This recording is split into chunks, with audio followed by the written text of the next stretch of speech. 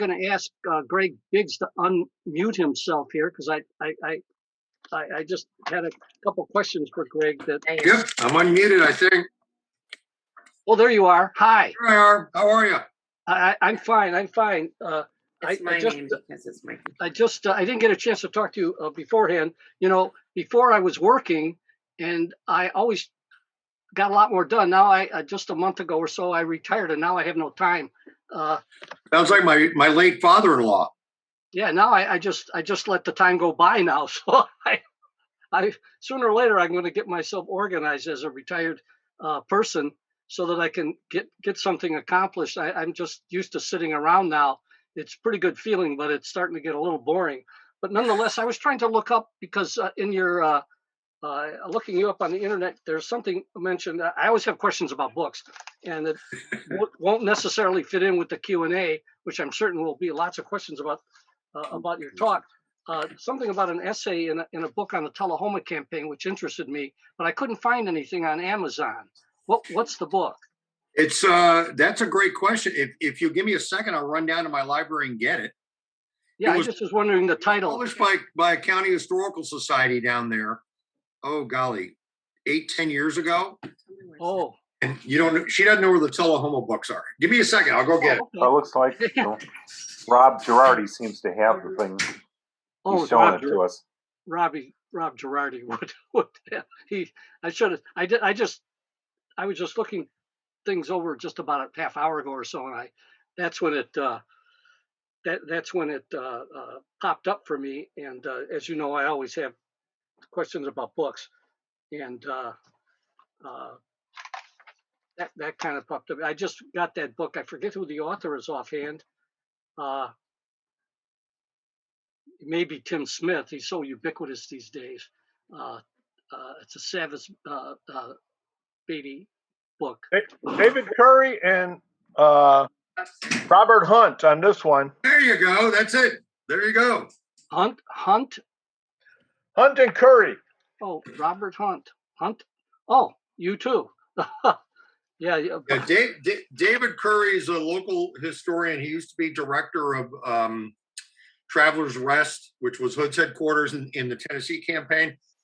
And he's done a lot of work. He did a lot of the kiosks for the Tullahoma campaign when you go down and do the tour. And if you ever want to come down, I'll be happy to do a tour. I did a tour for the Huntsville Roundtable in October, and I've done some Army staff rides down there.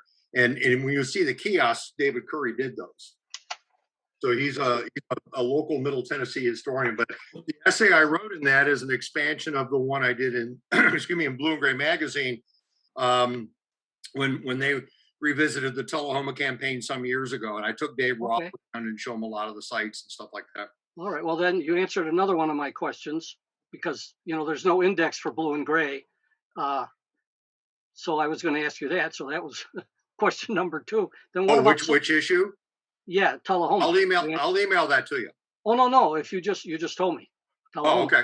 Yeah, I can find it.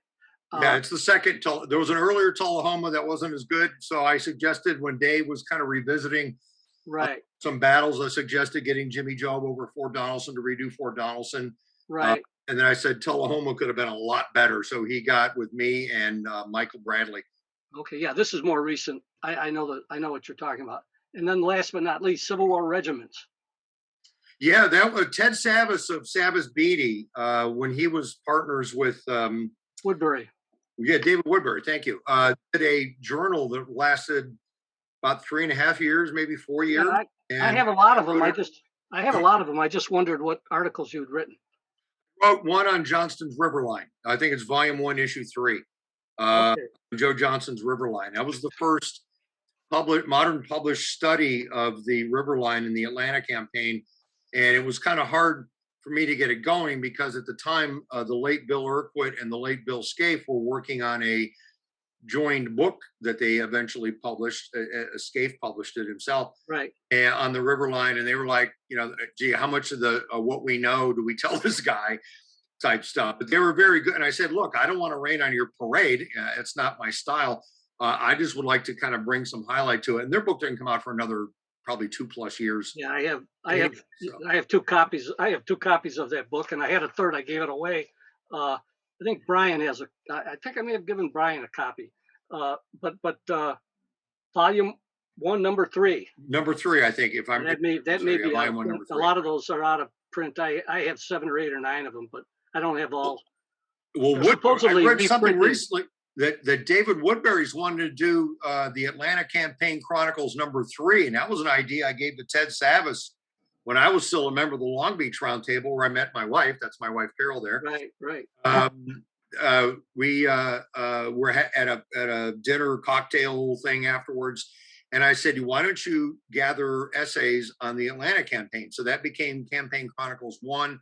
Then they did 2. Now I understand David Woodbury wants to do number 3. So if I ever get the time, I was going to shoot David an email and ask if he wanted me to write up something about the program that I'm doing. Well, that's on their website. I've been following it to see where they may be going with it, but it's on there. They're soliciting articles. Yeah, that's why I saw that from Ted. Yeah. I've been helping Ted on his biography of George Raines of the Augusta Depot. Yeah, they put 1 and 2 together in a hardcover copy, right? Which I have. That's a pretty rare thing. I don't know how you find that. eBay, the volume 1. Amazon. Those are eBay or Amazon. Yeah, I don't know. I don't have to look it up because I have it. But I love that book. There's not enough on that campaign. I mean, you know. Well, Dave Powell's working on a multi-volume set. In fact, about 2 years ago, some of you who know me by my real job, I think Bruce and Rob Girardi do. I sell collectible records and CDs for my other career. I saw that. I'm up to Chicago several times a year for a show in Hillside. And when Powell told me a couple of years ago that he was going to work on the Atlanta campaign, I did the same for him that I did with he and Eric Wittenberg on the Tullahoma campaign. I just boxed up all my stuff, hauled it up to Chicago, and Dave met me at the Hillside show. And I said, here's a bunch of, locally published books and pamphlets and essays that I collected over the years, and said, just copy what you need and I'll see you in a couple months. And that's exactly what I did with the Tullahoma stuff. So I just boxed up a big bunch of Tullahoma stuff, and I boxed up a big bunch of Atlanta campaign stuff and just gave it to them and said, copy what you need. Yeah, I recall what you call your day job, because there's a lot of email back and forth. I believe with Brian, when you were discussing logistical problems with making meetings in past years, because you were the 2018 Nevins Freeman winner, and now it's 18 or 19. I think it was 19. 19, yeah. We won't mention that, but I recall coming by that. I don't know if we've spoken. Maybe we have, but I do, whether in print or my phone, I recall that being part of it. But yeah, those are some questions I had when I was going through your CV. I just thought that was, it was all kind of interesting, because I'm always interested in the books. I'm not Girardi, that's for sure. Yeah, he sent me an email the other day telling me about the new house he got, and he's got 8,000 books and a couple of bookshelves of duplicates. And I forgot to send you an email, Rob. Okay, get me a list of the duplicates. Yeah, I've been trying to pick fights with my wife so I get kicked out of the house and I can move into his basement, but it's not working. It's not working. Likes having me around. It's not working. You guys all know who, of course, the late John Simon was. Sure. Carol and I were somewhere on the road, and his obituary popped up on my phone, and we were eating breakfast, and I was reading it to her, and because I had met him once on one of the riverboat tours he did over Fort Donelson, and it said in his obituary he had 11,000 books. I'm at a paltry 2,400, so I turned to my wife and said, I'm just not trying hard enough. Yeah, I met somebody once who said they had 7,000 books. I just couldn't believe it. I figured I had a lot, so I came home and counted my wife's and my own, and we were barely at 1,000. So I sort of felt deflated by that. I thought we had a lot of books. But then we all go to Rob's house. It's enough. It's enough. There's some books Rob has that I would like to have, especially Red Cloud's War. But some of those books are pretty expensive. I love Red Cloud. He's one of my favorite Americans. He was a great American, one of the greatest Americans in my mind who ever walk the continent. But some of those books are expensive. I may, see if I can cajole them into making it a lending library someday. There you go. That's come, right. Come over and you can stay overnight on the sofa. Okay. it'll take more time than that to read that because that's 2 volumes. Well, we have to talk anyway, and that always takes more than a night. It does. Well, I think one reason why Rob's got 8,000 books, he's got 100 copies of each book that he's done. So there's those don't count. Right, those aren't part of the count. Those aren't. Well, we're about otherwise we're closer to 10. Oh, okay. Well, okay. We are about to start, so I better get myself organized here. You'll have to excuse me for a moment. I make notes, and then, of course, I lose them all before we start. Okay. This is pretty typical for me. The absent. I want to say hi to Bruce while you're doing it. How you doing, Bruce? I'm doing fine, Greg. How are you doing? Very well, thanks. Always good to see you guys. I think staying out of trouble, I hope. No, I'm never. I got a couple Army staff rights coming up, so I'm looking forward to that. So, I'm sorry my wife can't be here tonight, but she's giving a talk in Batavia, actually. So. Oh, okay. I just saw some of the newsletter you sent me about her doing a program. So, as soon as we get back up and running down here, I don't know when Nashville is going to open. I think Clarksville is going to start back up next month, where we can share you guys, because we do line up with the Evansville Roundtable, which would be on your way back north. So it would be like a Tuesday, Wednesday, Thursday kind of thing if you guys could do that. So, but as soon as life gets back to more normal. Well, all right. I see that the hour has turned to 7:30, so we can officially start the meeting at this time. So welcome all to the 800th regular meeting of the Civil War Roundtable. We reached our 80th year anniversary in December of 2020, but because of canceled meetings last year, the 800th meeting was delayed until tonight. So it's an auspicious event, I dare say. Unfortunately, it's clouded somewhat by the loss of Marshall Krolik, who died last month. Bruce presented a very detailed obituary in the newsletter. It's something to which I can't add a great amount except to say that Marshall was an integral part of this organization for 61 years. So it was 60 plus years of 61 years of its 80 plus years. He was a formidable man, a scholar, and willing to do just about anything for everyone. We are definitely going to miss him. I believe we last saw Marshall at a meeting in January, to which he contributed, questions and answers and whatnot. I believe he'll always be with us in spirit, and he will be impossible to replace. With the loss of Ed Bars, and quite a few years ago, but still I recall Charlie Falkenberg, we've lost many, many, many years of our history with those 3 gentlemen, and especially most recently Ed and Marshall, and I think we all feel that.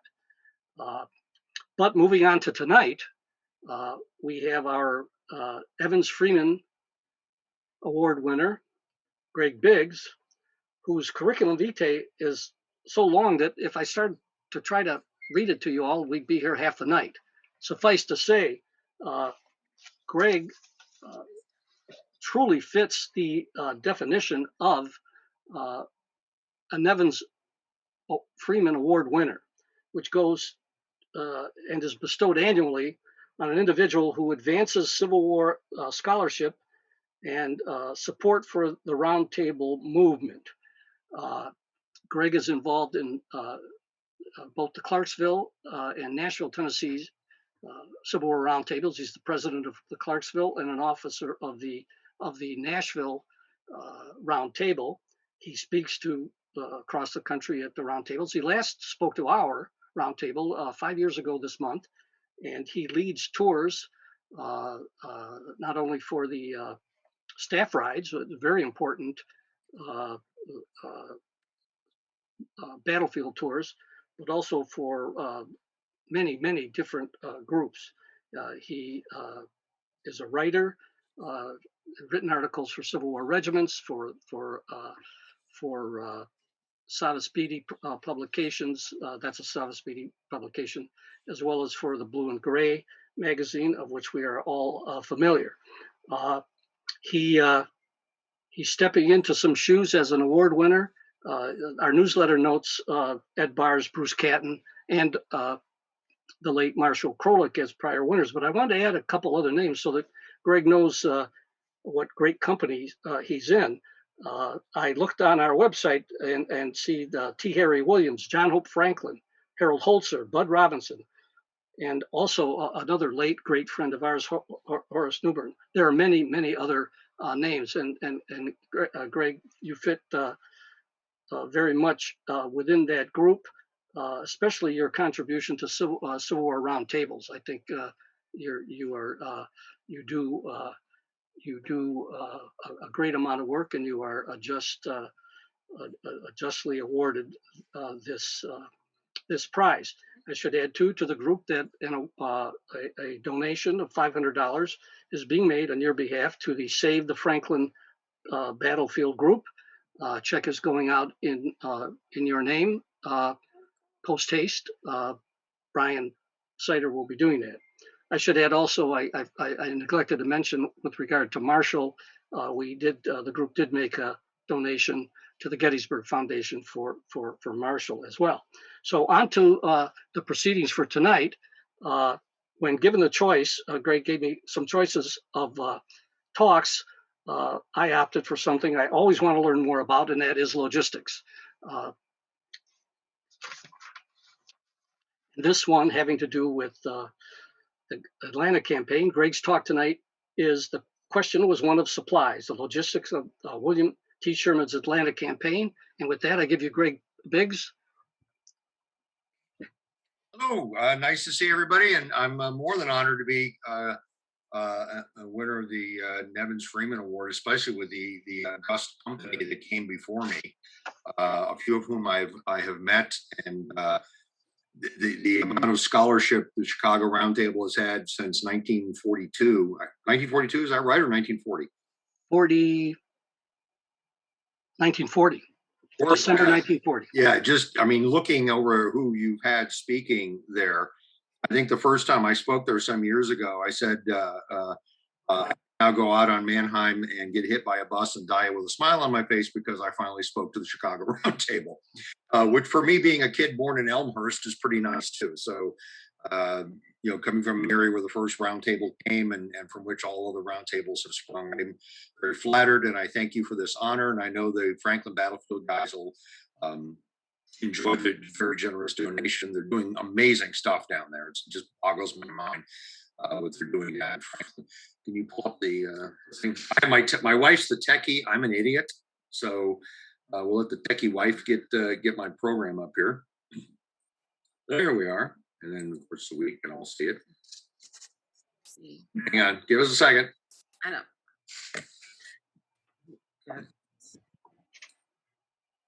Let's see. Can you guys share? I'm going to share the screen.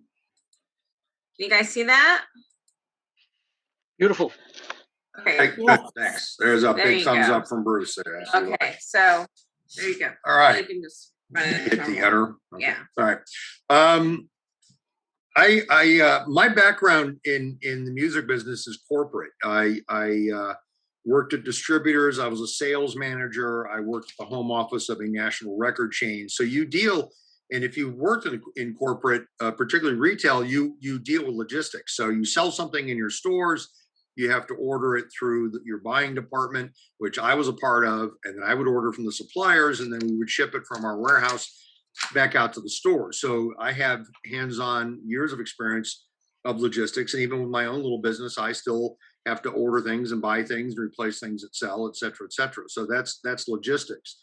And in my 50 plus years of study of military history, I learned a long time ago that logistics means whether a campaign is going to succeed or whether a campaign is going to fail. I'm in the middle of a multi-year research project to study the logistics of Hood's Tennessee campaign of late 1864. And the contrast between what I'm going to tell you about tonight and what Hood deals with just a few months later is about as night and day as it is going to get. And I make the argument that Hood's campaign was never going to succeed, and a lot of it had to do with poor logistics. Logistics that were outside of his control, by the way. But this, to me, for the Atlanta campaign, is the very pinnacle of Civil War logistics. And William Tecumseh Sherman learns logistics serving under Grant in the Vicksburg campaign. But he takes Grant and runs it up by an exponential number in terms of what he has to do for logistics, because Grant could use the rivers, which were secured to Milliken's Bend, and then you wagon it down across to Bruinsburg, and you cross the river there, and then you wagon it up into the interior. So at a fairly secure line of supply, whereas Sherman in the Atlanta campaign is going to have a number of problems to deal with that will be problems that armies going into enemy territory have had to deal with for a couple thousand years. And that is your line of supply, and then how do you keep that line of supply safe? So the quote you see, the great question was one of supplies, is something that Sherman himself said. And again, this is the mastery. Now, Bruce in the newsletter mentioned Napoleon's maxim about the army marches on its stomach, and also mentioned the great line is that professionals talk in terms of warfare by logistics, whereas amateurs talk in terms of war by strategy. And that's absolutely true. A number of the units I've had to work with, or gotten to work with, I should say, at Fort Campbell on staff rides were logistics units. And they like the fact that I speak and understand what they're about. And it's a fun thing for me to do, and teaching them logistics of 150 plus years ago, and that I understand what they do professionally every day of the week. So here's a couple quotes. Let's go back a couple thousand years to Sun Tzu in his Art of War, where he says, without its equipment, an army is lost. Without the base stores, an army is lost. So 2,000 years ago, Sun Tzu figured out that logistics is crucial to waging a successful campaign and battle. And then you see Napoleon's two maxims, where he talks about line of operation, never abandon it, army into cantonments, which is what Sun Tzu called the base stores, and then collecting supplies and forage. Now, Napoleon's army could outmarch everybody in Europe because he would live off the land, whereas the other armies in Europe tended to haul their food and forage with them, whereas Napoleon figured out how to live off the land. So, but the thing that he says there is providing for the wants of the soldier in the field. And then let's jump into the 1990s, where General Gus Pagonis of CENTCOM, he was the logistics officer for Desert Storm. Good logistics is combat power. It doesn't get any more simple than that. And when he retired from the Army a year or two after Desert Storm, he went to work for Sears Roebuck, a Chicago-based company. So, into the corporate world, because he was, his military career just fit hand in glove into what the corporate world was going to do. So let's look at the Union Supply Depot system. The big dots are the major depots. I'm going to take my glasses off here so I can see a little bit better. The big black depot on the upper right there is the New York Depot, and then next to it's the Philadelphia Depot. Those will be the two depots that predominantly supply the Army of the Potomac, and also some flip over to the Cincinnati Depot, which was the primary depot for the Western Civil War armies, the Army of the Cumberland, Army of the Tennessee, etc. And then you see a nice big block where St. Louis is, which covers the Trans-Mississippi Theater, and then way out there west in San Francisco. And then you see a block for Chicago, Milwaukee, Detroit, and there'd be other ones for things like Cleveland and Columbus, Ohio, and Indianapolis. You see one there. Basically, the supply depots for both the North and the South are the hub and spoke system. You have major depots that collect supplies from smaller depots and also will buy from local contractors, and then they from there will distribute these materials out to the armies in the field. The hub and spoke system, my father-in-law worked for Delta Airlines, and growing up in Atlanta, that the joke down there is you may be going to heaven or hell, but if you're on Delta, you still have to change planes in Atlanta. So that is a hub and spoke system. Most of your airlines run a hub and spoke system, and the Union and Confederate depots will do the same thing. Your major Confederate depots will be Richmond for the east, Atlanta for the west, supported by Mobile, And then you'll have Houston and Shreveport for the Trans-Mississippi. And they're being fed into by a bunch of smaller depots. So say the Chicago depot, as it were, is going to be buying goods from your Chicago manufacturers, who will then ship it down to either the St. Louis depot or the Cincinnati depot, depending on where these goods and things are going to go. And then Milwaukee does the same thing, Indianapolis, et cetera, et cetera. So it's just a good way to show how where the Union supply bases actually will start. By the way, for the Louisville Depot, which will be the largest depot south of, or I should say in the Western Theater, it's actually north of the Ohio River. It's in the town of Jeffersonville, Indiana, right across the river, which did not have a bridge at the time, so it was safe from Confederate attack. And some of the depot buildings are still there. So if you get to Jeffersonville, Indiana, you can pull off and take a look at the Cincinnati Depot. So what were Sherman's problems from May to September of 1864? 115,000 men and 60,000 animals for a multi-month long campaign, 4.5, almost 5 months. He had to worry about the condition of the railroads, not only in Tennessee, but also Kentucky, and the management of those railroads. He was faced with a lack of locomotives and rolling stock. Your typical boxcar and flat car carried up to 10 tons of supplies, whereas your wagon going in a flat terrain would be 3,000 pounds.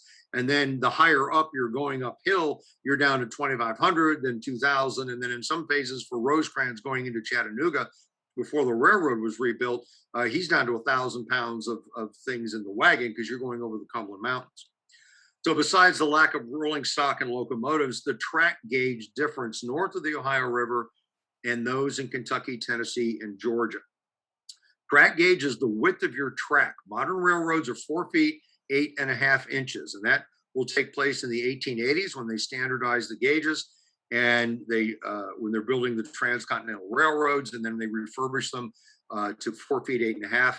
And they basically, if you've got a 5'6" gauge or a 6 foot gauge track, you just go along and you rip up one rail, move it in, tack it back down, and it was pretty quick to convert any tracks that were wider than 4 feet, 8.5 to your standard gauge. Kentucky, Tennessee, and Georgia had 5 foot gauge, so that was easy. North of the Ohio River was a little more problematic, and we'll talk about that a little bit more. Water transportation and problems with the Cumberland River. I remember some of you came down here to Clarksville a number of years ago, and I took you to our Fort Defiance, which is on a bluff above the Cumberland River. The Cumberland River is about the same width in a lot of its places that it was in 1861 to 65. It's not a very big river compared to the Tennessee. And we didn't have the TVA system with locks and dams. So if you have a wet winter, like we tend to get down here in a wet summer, you're going to have a pretty good water level. If you end up in a dry summer or a drought, you're going to have a very low water level. And you have things like the Harpeth Shoals, or down in the Tennessee River in Alabama, the Mussel Shoals, that are going to be rocks sticking out of the water. And you have to have X amount of water over those rocks to make sure you don't rip the bottom out of a Ohio River, Mississippi River size steamboat, which draws 6 feet of water minimum. And to be safe, you probably want to have 8 feet of water under your keel. So you've got also the problem of cavalry and guerrilla raids at supply choke points. And it's pretty easy to look at a map and figure out where these choke points are going to be. Towns along the railroads with a bridge, like Clarksville has both, bridges themselves, rivers, and I can add to this at least one tunnel.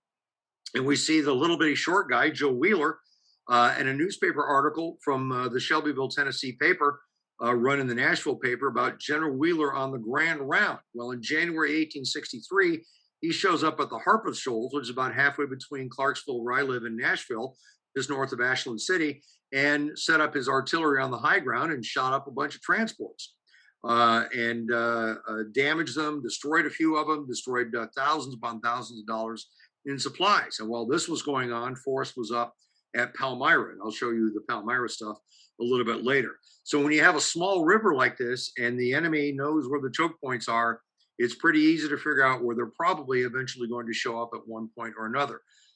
Then crossing the river, so you need to build bridges. So you see some pontoon bridge wagons down below there. And then defending that long and ever-growing longer line of supplies. So you see that nice wooden blockhouse made of local trees with firing slits. You'd put about a company of infantry in the area to support it. They could hold themselves off pretty well unless the enemy brought artillery like Forrest would do in the 1864 campaign. And he took out a bunch of blockhouses up and down the railroad between Nashville and Murfreesboro because they were not proof against artillery. So where does Sherman have to be supplied? You see Atlanta on the lower end of the map. You see north of Ringgold is going to be Chattanooga.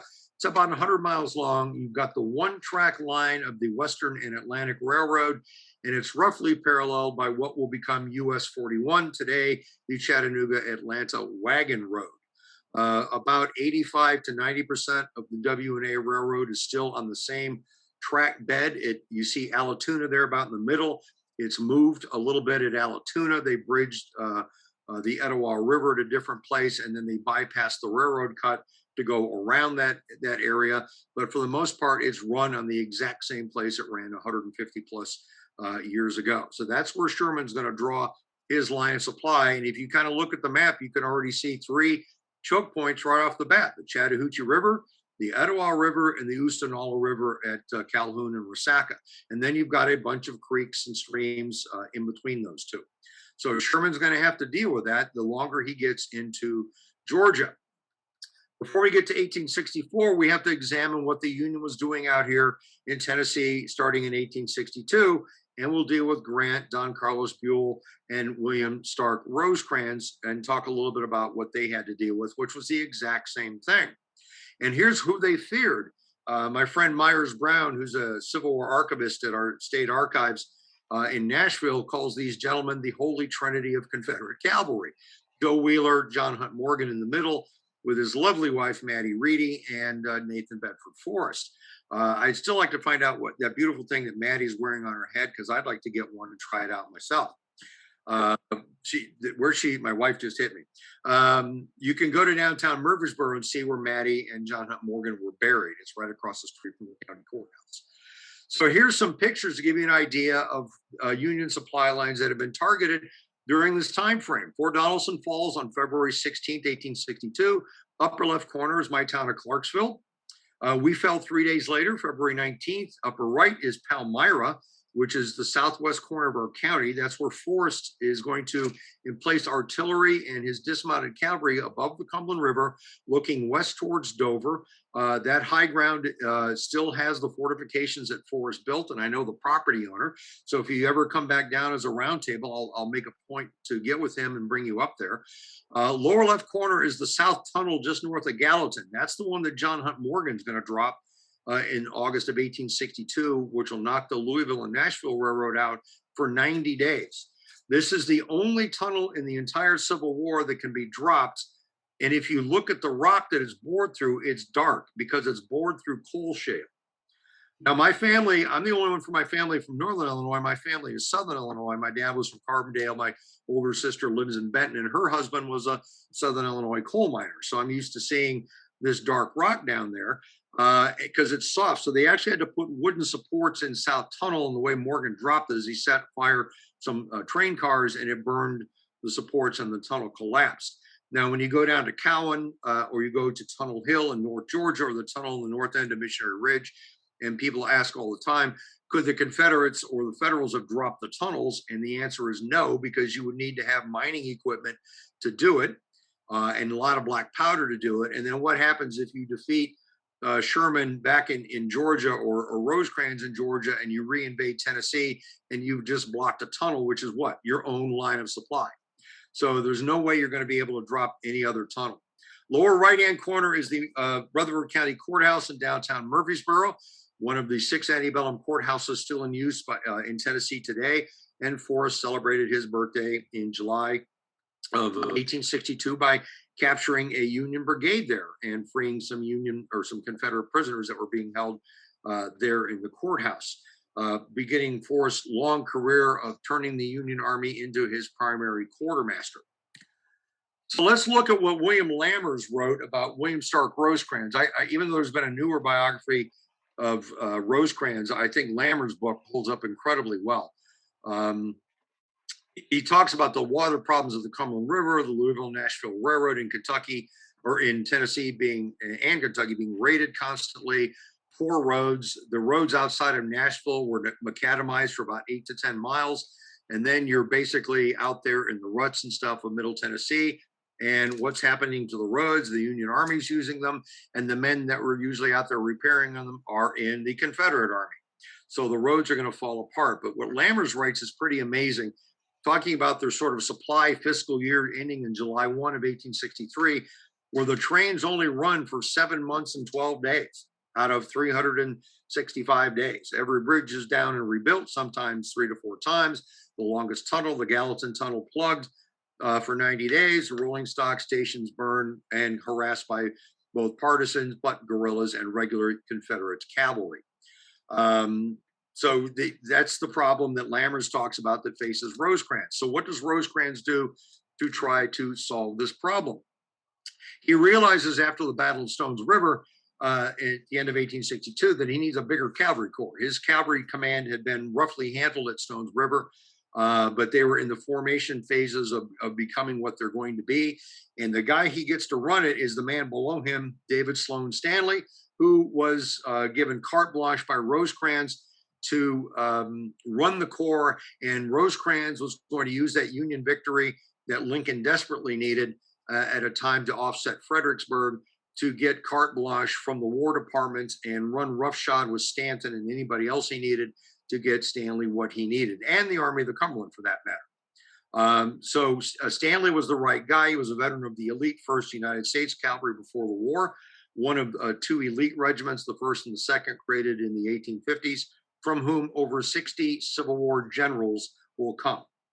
No other regiments of the U.S. Army have ever turned out that much star power. He creates the Pioneer Corps, a group of engineers by taking men from trained regiments that had certain skills to build and repair things. They could fight, and in fact would fight in the Battle of Stones River, but say Bruce and Rob have certain skills. Like Bruce is works with metal. He's got a small metal shop, and Rob's a carpenter. Why do these guys need to be in combat units? They should be in the Pioneer Corps, where they can really put their skills into use. And it's a great call on Rosecrans. The Army of the Cumberland is way ahead of every other Union Army in this phase on a number of levels, up to and including the Signal Corps. And then he uses units like the 1st Michigan Engineers and Mechanics. And there's a biography that came out on them about 15 years ago. We had the speaker or the author down here about that time. Great unit, really interesting unit. They also used the 1st Missouri Engineers that were specialist units to do all the kinds of construction things that Rosecrans is going to need. In the aftermath of the Battle of Stones River, and because of what Forrest does at Murfreesboro in July of 1862, they build this massive fort just north of downtown Murfreesboro. As you see, 200 acres, 57 heavy guns, called Fortress Rosecrans. If you look at the lower part of it that's kind of outlined in the dotted line, that's the part that still survives, along with the Redoubt Brannan and parts of Redoubt Johnson, and those are run by the Park Service and have been cleaned up. You see the picture down below there. The trees have been cut down that were there. I was out there years before the Park Service had him, just all overgrown. And you see the Nashville and Chattanooga Railroad runs right through the middle. Stones River runs right through the middle. So you got a great water supply. You've got a turnpike. You've got a railroad. You've got supply depots that'll be built in there, plus sawmills, workshops, and all kinds of things. The sawmills there will make the pontoon boats that Sherman will use in the Atlanta campaign, as well as the prefabricated bridge trusses that will be constructed to replace bridges. And it's also an advanced base for Rosecrans operations in Middle Tennessee and Chattanooga, because it's about 35 miles south of Nashville. Here's your map of Fortress Rosecrans from the official records. And what you see there are these dotted lines where they've zeroed out the heavy guns out to about 2 miles for some of them. I remember talking to Jim Lewis at Stones River Battlefield. He's the chief ranger there. And I said, what if Hood, before the Battle of Franklin, had just moved over and captured Fortress Rosecrans, which at the time was only held by 8,000 Union troops? And once he got done laughing at the suggestion, he said that Hood's army would have been utterly slaughtered by all of this heavy artillery well before they could have gotten close. And then you've got the interior redoubt. So they would have been probably almost annihilated. But Lyman Whitney of the 34th Illinois has a really interesting quote here, and he's kind of upset about what he had to do about helping to build Fortress Rosecrans. And he thinks he just wants a big picnic and good clothes and regular pay and good rations. I'm not sure what army he was joining, and glory, but what does he get out of it? Work and mud. So he's kind of grousing about what's going on, about what's his work and mud stuff and building fortifications. So what does the Union soldier need on campaign? And here's a nice picture of the 7th Illinois with their colors and their Henry repeating rifles. What are these guys going to need to keep them in the field? Well, the typical Union soldier is going to need shoes and uniforms, their accoutrements, your haversacks and your leather belts, hold your bayonet and things like that, weapons and ammunition. You need shelter and tents and tools, and then your food. Here's your typical food ration that the soldier is supposed to need to keep his calorie intake up, where he can march for hours on end and then go into a battle when he needs to go into a battle. And of course, more important probably than all of that is the big word at the bottom, coffee. Got to have some coffee down there. The Union cavalryman is going to be in a very similar boat, but he's going to now have to deal with a horse. So you're worried about the horse accoutrements, your tack, your saddles, your saddle blankets, your reins, your horseshoes, your blankets, etc. The food ration's identical, but now what about that horse? The horse needs a minimum of 20 pounds of fodder every day. You can see the mixture of the kind of fodder they wanted. You could use one or the other, but the manual said that in mixing all of these crops is a higher calorie output for the horse than just eating one or two of them together. The Union artilleryman is going to be kind of in a similar boat to the cavalry, but now you've got battery horses, 6 horses per gun, 6 guns per battery, plus your ammo wagons, your limbers, your additional caissons, etc. The battery shops where you can repair these things in the field to haul your ammunition. So all of these things of men and animals need food. I love this picture of a Union Army wagon train. Just get an idea of how big that is. That's probably a divisional size train that we're looking at. It's from the Eastern Theater someplace. Never found where it was taken. But the Army supply train also has needs. The Teamsters, 2 men per wagon, have daily rations, and they've got to carry that inside the wagon. Then you've got your horses and mules that make up the wagon train, 6 per, and those need 24 pounds of fodder a day because they're pulling the heavy load, up to 3,000 pounds if they're operating in the flatlands. Maintenance for the wagons, so those need to be kept up as well. Ordnance, your weapons and ammo, quartermaster supplies. You get an idea of the kind of different things that the quartermasters carry. Medical, I list, it's a whole new ball game. It's something that's outside of the study that I'm talking about tonight, but it's there. Food, and then animals, animal fodder. And then in the parentheses, it says, especially when you're going to go through an area of operations where you're not going to be able to live off the land.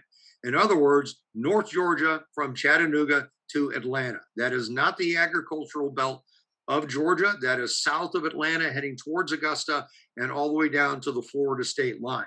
But north of Atlanta, you're going to have very small farms. You've got rough terrain, foothills of the Appalachian Mountains. You're not going to be living off the land like Sherman's going to do a few months later as he marches on to Savannah.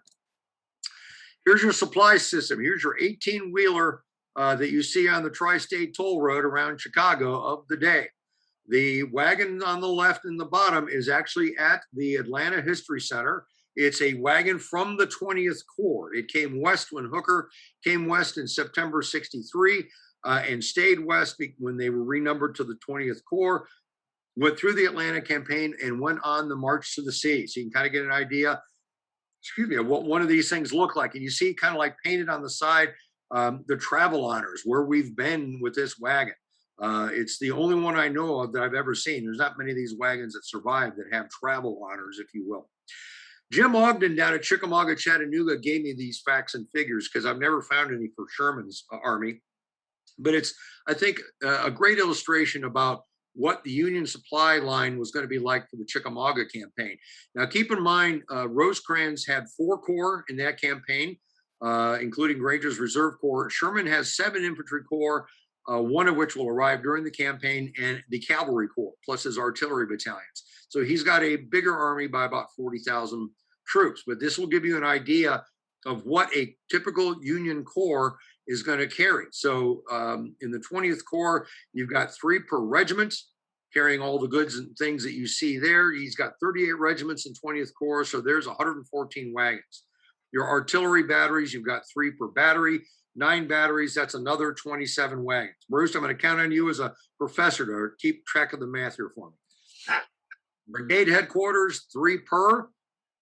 Wagons per brigade, 9 brigades. There's another 27 wagons. Division headquarters, 10 per division. He's got 3 divisions. There's 30 more wagons. And you get an idea of all the kinds of things these wagons are going to be hauling around.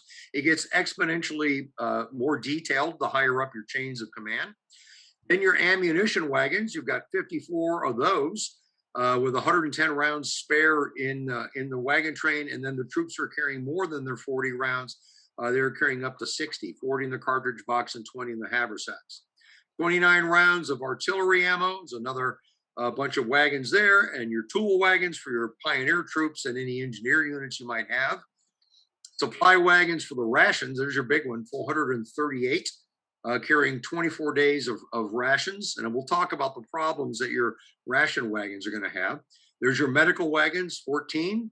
So your 20th Corps total of September 63, 754 wagons, and it's blocking out 100 and something ambulances, 4,500 mules, and 210 horses. The mules were typically the animals that pulled your wagons. That's a lot of stuff. That's a lot of things to haul. That wagon train is fairly extensive. Let's get an idea of Rosecrans' entire army in the Tullahoma campaign. The size is about the same as it was a few months later at Chickamauga. It was 35 miles long. If you did what you see in the picture below, line them up nose to tail. In other words, when the first wagon pulled into Murfreesboro, Tennessee, the last wagon was still in downtown Nashville. So that gives you an idea how long Rosecrans' train was. Now make it bigger by the equivalent of at least 2.5 more corps for Sherman's army group for the Atlanta campaign. So Sherman's going to make a few changes. He wants his army to be a little bit more nimble and more flexible. If you read through the official records, he's going to particularly kind of bag on George Thomas. He actually say in a communication to Grant, I think Thomas is carrying a circus with him because he's got evidently these big command tents and things like that. And you weren't supposed to have that. But he's reducing the wagons to 1 per regiment from 3 plus an ambulance. Officer baggage is reduced, rations down to 4 days instead of 6. So with 334 regiments dropping 2 wagons, he's going to lose 668 wagons. So that sounds pretty good. Try to be a little bit more nimble. Each soldier is going to carry 1/2 of a tent half. So Bruce is my tent mate. So I've got half the tent. Bruce has got the other half the tent. And either I or Bruce hopes that either I or Bruce don't get shot in the campaign, or else we're going to be missing half of our pup tent. And it's 1 tent for 2 men. And despite these reductions, Quartermaster General Easton will estimate by July that Sherman's army is going to have over 5,000 wagons and 60,000 animals. And that latter number is going to get a lot bigger as the campaign grows on. And the ratio of men per wagon is not that much different than what Rosecrans uses the previous year. Now, this is something that Sherman learns from Grant in the Vicksburg campaign. In addition to those wagon trains, he's also going to use what they call field trains to haul supplies from the railhead. So here's a nice picture I found where you see the railhead. There's some box cars and then wagons parked in the front and some boxes there stacked on the ground. So they will unload supplies into these wagons, and then the wagons will do the circle route between the railhead and the armies in the field. So they'll go up to the Army of the Cumberland and drop off whatever they need for Thomas, and then they'll run another field train from whatever the railhead is to McPherson in the Army of the Tennessee, and then another train to Schofield in the Army of the Ohio. And it's a constant loop of wagons going from the railhead to the front lines so that Sherman's troops are constantly supplied. Again, Sherman learns that from Grant in the Vicksburg campaign, and he puts it to great use. So let's look at Sherman's railroads, if you will, because that's going to be key to this. That thin iron line that goes all the way back to Louisville from Nashville is the Louisville and Nashville Railroad. And you see William writing to his brother, Senator John Sherman, his long and single line of railroad of limited capacity is the delicate part of my game. So he's going to make amazing preparations to maintain this railroad and then properly defend the railroad, whereas Grant and Buell learned the hard way by not putting enough troops in 1862 to defend these railroads, which would mean Clarksville and other places getting recaptured by the Confederates during that time. So when you venture further and further into enemy territory, you need to leave more and more people to protect all of these places that you see on the map and many, many more. So it connects with the main depot there in Louisville and then forwards to the Nashville Depot, which will become his huge depot south of Louisville. So here's a nice map of downtown Nashville then. Doesn't look anything like downtown Nashville today. They're putting up skyscrapers like crazy downtown. You see the fortified railroad bridge. That bridge is north of the map on the Cumberland River there. You see the buildings number 43 and number 44. Those are the Easton and Taylor depots, which I'll show you pictures of in a minute. It's about where the hockey rink is, where the Nashville Predators play hockey today. And then that's also was the terminal end of the National Decatur Railroad that went to Decatur, Alabama. But the other railroad on the west is where the Louisville and Nashville comes in from the north and then meets the Nashville and Chattanooga heading to Chattanooga. That's in the area of Nashville we call the Gulch. So here's his railroads in Tennessee from Nashville. You can see the line heading out towards Johnsonville that stops there at Kingston, and then Rosecrans will complete that starting in late 63, or I should say early 63, and finally being completed very early 64 out to Johnsonville. Because the Tennessee River is a much bigger river and it was less likely to be ambushed. We'll see what happens there in November of 1864. But you can kind of see what Sherman is going to do. The Nashville and Chattanooga running to Murfreesboro and down through Tullahoma and then to Stevenson, Alabama, where it joins the Memphis and Charleston. That's going to be Sherman's line of shipping supplies to Georgia, to the Chattanooga Depot. We'll talk about that in a bit. And then you see the line running from Chattanooga to Decatur, Alabama, which is the the Memphis and Charleston Railroad. And then the trains come back empty to Chattanooga, get rerouted to Decatur, and then they go back to Nashville on the Tennessee and Alabama or Nashville and Decatur Railroad. So it's a giant circle that Sherman is going to create. Plus, any soldiers evacuated for medical reasons are going to go back to Nashville or Chattanooga or Decatur, Alabama in that manner. So he's going to have a giant circle loop of trains. Giving an idea of some of the tracks that were used in the South prior to the war. The one in the upper left is called strap rail. You can see the perpendicular cross tie in the bottom and then a wooden stringer. And then you've got an iron bar that's literally tacked down. This bar is maybe a half-inch thick. And you kind of see what's going on with that iron bar because they weren't putting oil or creosote on wooden cross ties like railroads do today. You can see the spike is going to loosen up. And in fact, it did cause problems where you would have a train coming along and the bar would lift up like this and it could skewer the locomotive or the cars and cause derailment. So as soon as they got better rail, they were going along a lot of Southern railroads before and into the war, ripping them up and putting down better rail. One of the railroad lines used by the Confederates in the Atlanta campaign that went from West Point, Georgia to Montgomery was still strap rail, however. And when Lovell Rousseau attacked it in August of 64, he talks about how easy it was to destroy this. The two tracks rails in the middle are imported from England. It's called British U-rail. A lot of the Nashville Chattanooga was laid with U-rail. I've got a nice piece of U-rail in my own collection.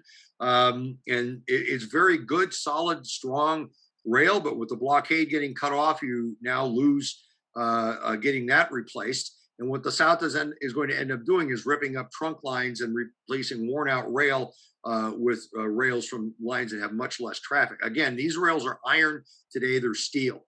And you see the little chart down there on the left to give you an idea of your weight per yard, 40 pounds per yard for 1844 British U-rail, and then 1930, 152 pounds a yard for modern T-rail, and on high traffic lines, I think it's pushing 200 yards per yard. Then you see a piece of actual T-rail from the Western Atlantic Railroad in North Georgia. It's going to be about the size there you see in 1858 in terms of height compared to the 1930 rail. The one that says 1845 is actually pear rail, it was called. It was sort of like the earliest version of T-rail. But particularly down around the Tennessee River Bridge, where the National Chattanooga Cross, where when the Union rebuilds that area down there over the winter of 63, 64, they just ripped up this U-rail and tossed it aside, and a lot of relic hunters still find that stuff there these days. So Sherman set himself a standard rolling from Nashville to Chattanooga, 130 cars per day, 10 tons of freight. So you see a couple of stock pictures there. The bottom right picture is the Gulch in downtown, well, not downtown Nashville. Nashville will be up the hill to the right, but that was the Gulch area where the LNN, the National Chattanooga, would join, and a major supply transfer point at that depot there. Then you've got steamboats carrying supplies to Louisville on the Ohio River, and then up the Cumberland River to Nashville. The Nashville wharf you see there on the right, it was just bottom out your steamboats, drop your gangplanks, and just start rolling your barrels and boxes and things off. Clarksville's riverfront was the same way. Both of the riverfronts have been raised by about 20 feet now. And you see a street there. You may have heard about the Christmas bombing we had in downtown Nashville. See that line of buildings there? That's on the other side of that is where that bomb went off. So that was a pretty bad day. Knocked out two of my favorite restaurants. Lower left is Chattanooga. That's the Chattanooga Depot, and you see some of the river steamboats that were built at Bridgeport because the Tennessee River there was not as big. You couldn't get the big boats past the Muscle Shoals down in Alabama. Far left, you'll see the nose of Lookout Mountain, and then you see Cameron Hill. There on the right, Cameron Hill doesn't look like that anymore. It's been leveled off, and there's a giant hospital sitting on top of it. So James Donaldson was the chief quartermaster for the Department of the Cumberland. And here's his description of how much steamboat traffic was coming in 1864 to the levee at Nashville. He's got 3,000 men, teams working day and night, Sundays, weekdays, 24/7, transferring supplies to the depots and storehouses. They will eventually build a small railroad around the nose of Capitol Hill to get to the L&N Railroad a lot quicker. And he estimates that for 3 months or more, he's receiving and handling the figures you see. And that's just by steamboat. This isn't counting what's coming in by train. But steamboat's going to carry the most because you can carry a lot more. Lewis B. Parsons is a really interesting guy. If memory serves, he's buried downstate in Illinois and Flora. I need to make a pilgrimage to his grave because this guy's become one of my heroes of the Atlanta campaign. And you can order his book, a reprint of his book online, which if you're interested in this, I suggest doing because it's a very detailed report. And here's his river report for the monthly arrivals by steamboat in February 64 through May of 64. And you see the amount of boats dropping because there was a dry spell on the Cumberland River. So that means some of the boats can't get through. So they're now having to get in more stuff by rail from both Johnsonville and also from Louisville. But the average ton per boat in February is 201 tons. And then you'll see it increases to 294. He begins the war as a transportation quartermaster out of the St. Louis Depot. Sherman is willing to resort to draconian measures for supply. And if you know anything about the irritable William Tecumseh Sherman, the mercurial redhead who would get by in 4 or 5 hours of sleep at night, he was not a man to be trifled with. So here's what he tells his chief quartermaster: if you don't have my army supplied and keep it that way, we're going to eat up your mules. And I think Donaldson knew that he was deadly serious about this.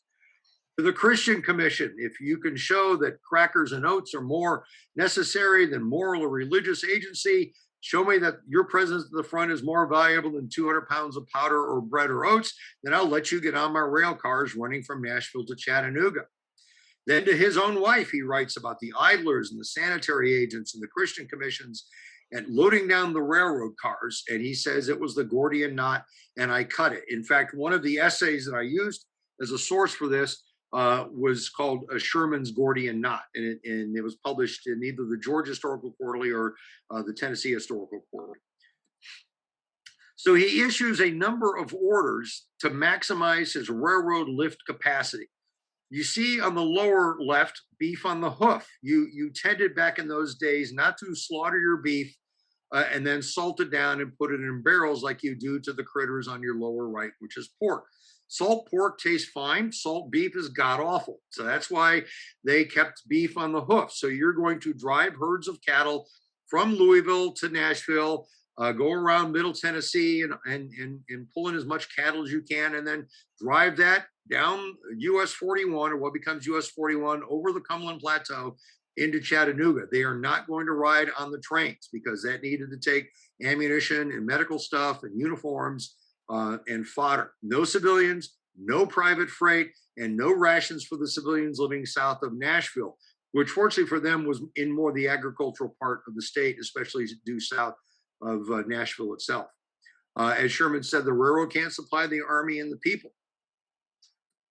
Let me back up one second. One of the things that you're going to note about this is when you have your Union regiments taking their veteran furloughs in January and February of 1864, where they go back to Illinois or Ohio or Indiana to recruit and get their 30 days off and get their bonus pay.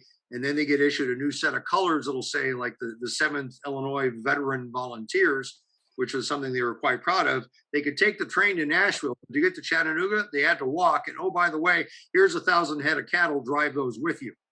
So all of these Union regiments coming home on furlough, if they weren't taking the riverboats down into Alabama and the southern part of Tennessee, were hiking from Nashville to Chattanooga and driving thousands of head of cattle. Brigadier General Robert Allen is going to be the chief quartermaster for Sherman's military division of the Mississippi. And if you know how big that is, that's from the Appalachian Mountains to across the Mississippi River. It is the largest Union command of the war in terms of geographic space and in terms of the amount of manpower it's going to take care of, because he's responsible for the Louisville Depot, Cincinnati Depot, St. Louis Depot, Nashville Depot, etc.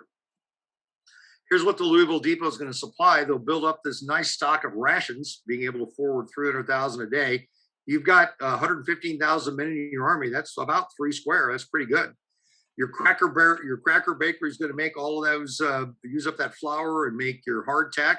There was a large bakery, by the way, in Cairo, Illinois, that was mainly tasked for supplying the Union Navy, run by Charles Gallagher, who was an Ohio transplant.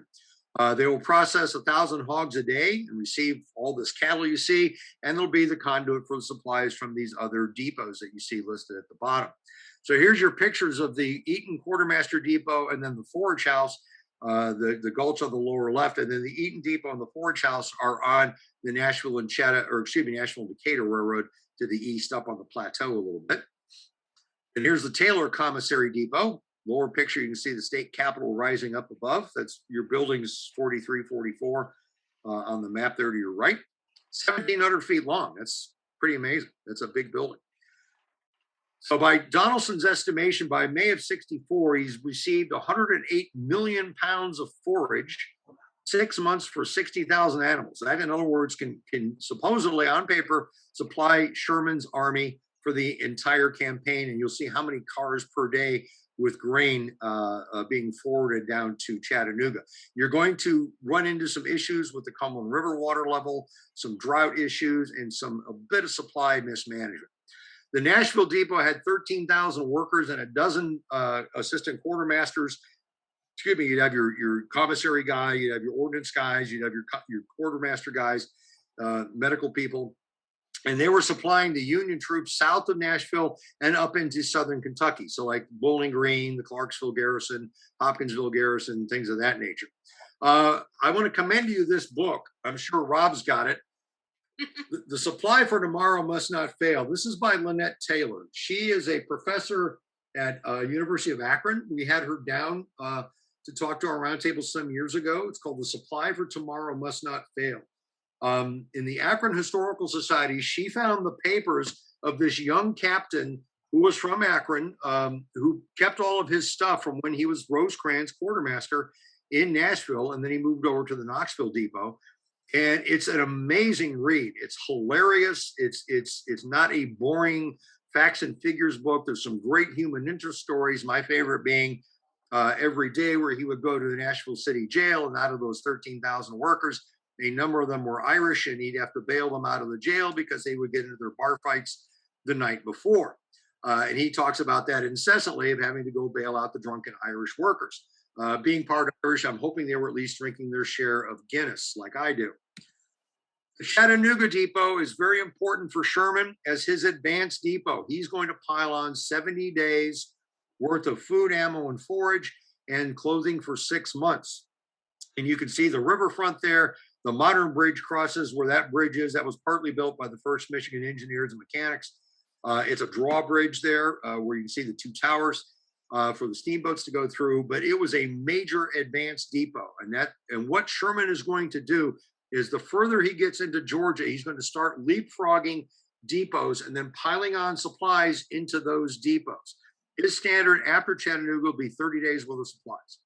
So here's your map of Chattanooga to get an idea of the fortifications. There's your Tennessee River. Cameron Hills, I said, has been modified somewhat today, and then where the depots are and the railroad tracks. The railroad on the left-hand side there, here's your Western Atlantic coming in and meeting with Nashville and Chattanooga. But note the building on the lower right, the long depot building there, and note what's on top of that. I like bringing it up. That's your fire suppression system. Those are water barrels that the quartermasters built and stuck up on top, and they would gather up rainwater. And if a fire broke out, you had water supply. So that was a pretty novel idea back in those days. Here's the Bridgeport, Alabama depot. This is where the Nashville and Chattanooga Railroad crossed the Tennessee River. The railroad is to the right of the depot you see there, above on the upper left. This depot comes into existence during the Cracker Line days of the siege of Chattanooga. And they will build these small steamboats that you see there. And you can see on the bows of a couple of them, you'll see some field pieces. And they will run supplies from the railroad head there into Chattanooga once the Cracker Line had been established and the Confederates had been pushed away from Brown's Ferry. So it would become very important until the railroad bridge gets rebuilt. And then, as I said, as Sherman moves into Georgia, he's going to create advanced depots. So the upper left is Adairsville. He'll pile on a depot there with 30-day supplies. And then as he moves, we see Dalton, Resaca, the same thing, Cartersville. You see Allatoona Pass in the upper right and in the bottom right. The depot warehouses you see there, the foundations of which were still there until the 1990s. The house on the right is the Mooney House, which is still there today. And to the left of that railroad track is now Lake Allatoona. They used that railroad embankment, built it up another 20 feet, and then just flooded it and turned it into a giant lake. And then lower left is Vining Station. That was going to be his last railhead just north of the Chattahoochee River. And from that point on, it wagon trains the supplies to his armies around Atlanta. But the deal is 30 days worth of supplies coming into these places. Because why? Because what if Wheeler or somehow Forrest comes over from Mississippi and breaks the railroad between, say, Cartersville and Adairsville? Then he draws supplies out of Cartersville until the railroad line is repaired. So it's a very novel approach. Rebuilding his railroads in Tennessee and Kentucky, as I subtitle this, How I Spent the Winter of 1863, 1864. Every inch of track from Nashville to Louisville, Kentucky was ripped up and relaid, every inch, with brand new factory fresh T-rail and some rehabilitated, straightened out T-rail that they could rehab. And I'll show you the device that did that. Upper right corner is the famous shot that Bernard takes of the railroad bridge crossing the Chattanooga Road from Middle Tennessee down to Chattanooga. You see Whiteside Creek.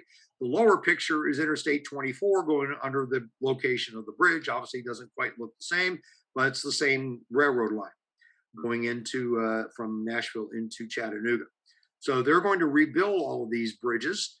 And you can see, here's the famous picture of the Tennessee River Bridge that Bragg, when he retreats out on the Tullahoma campaign into Chattanooga, they will destroy this bridge, and that's Rosecrans Pontoon Bridge to cross. They're going to the island there in the middle, and then they have to build another bridge on the other side.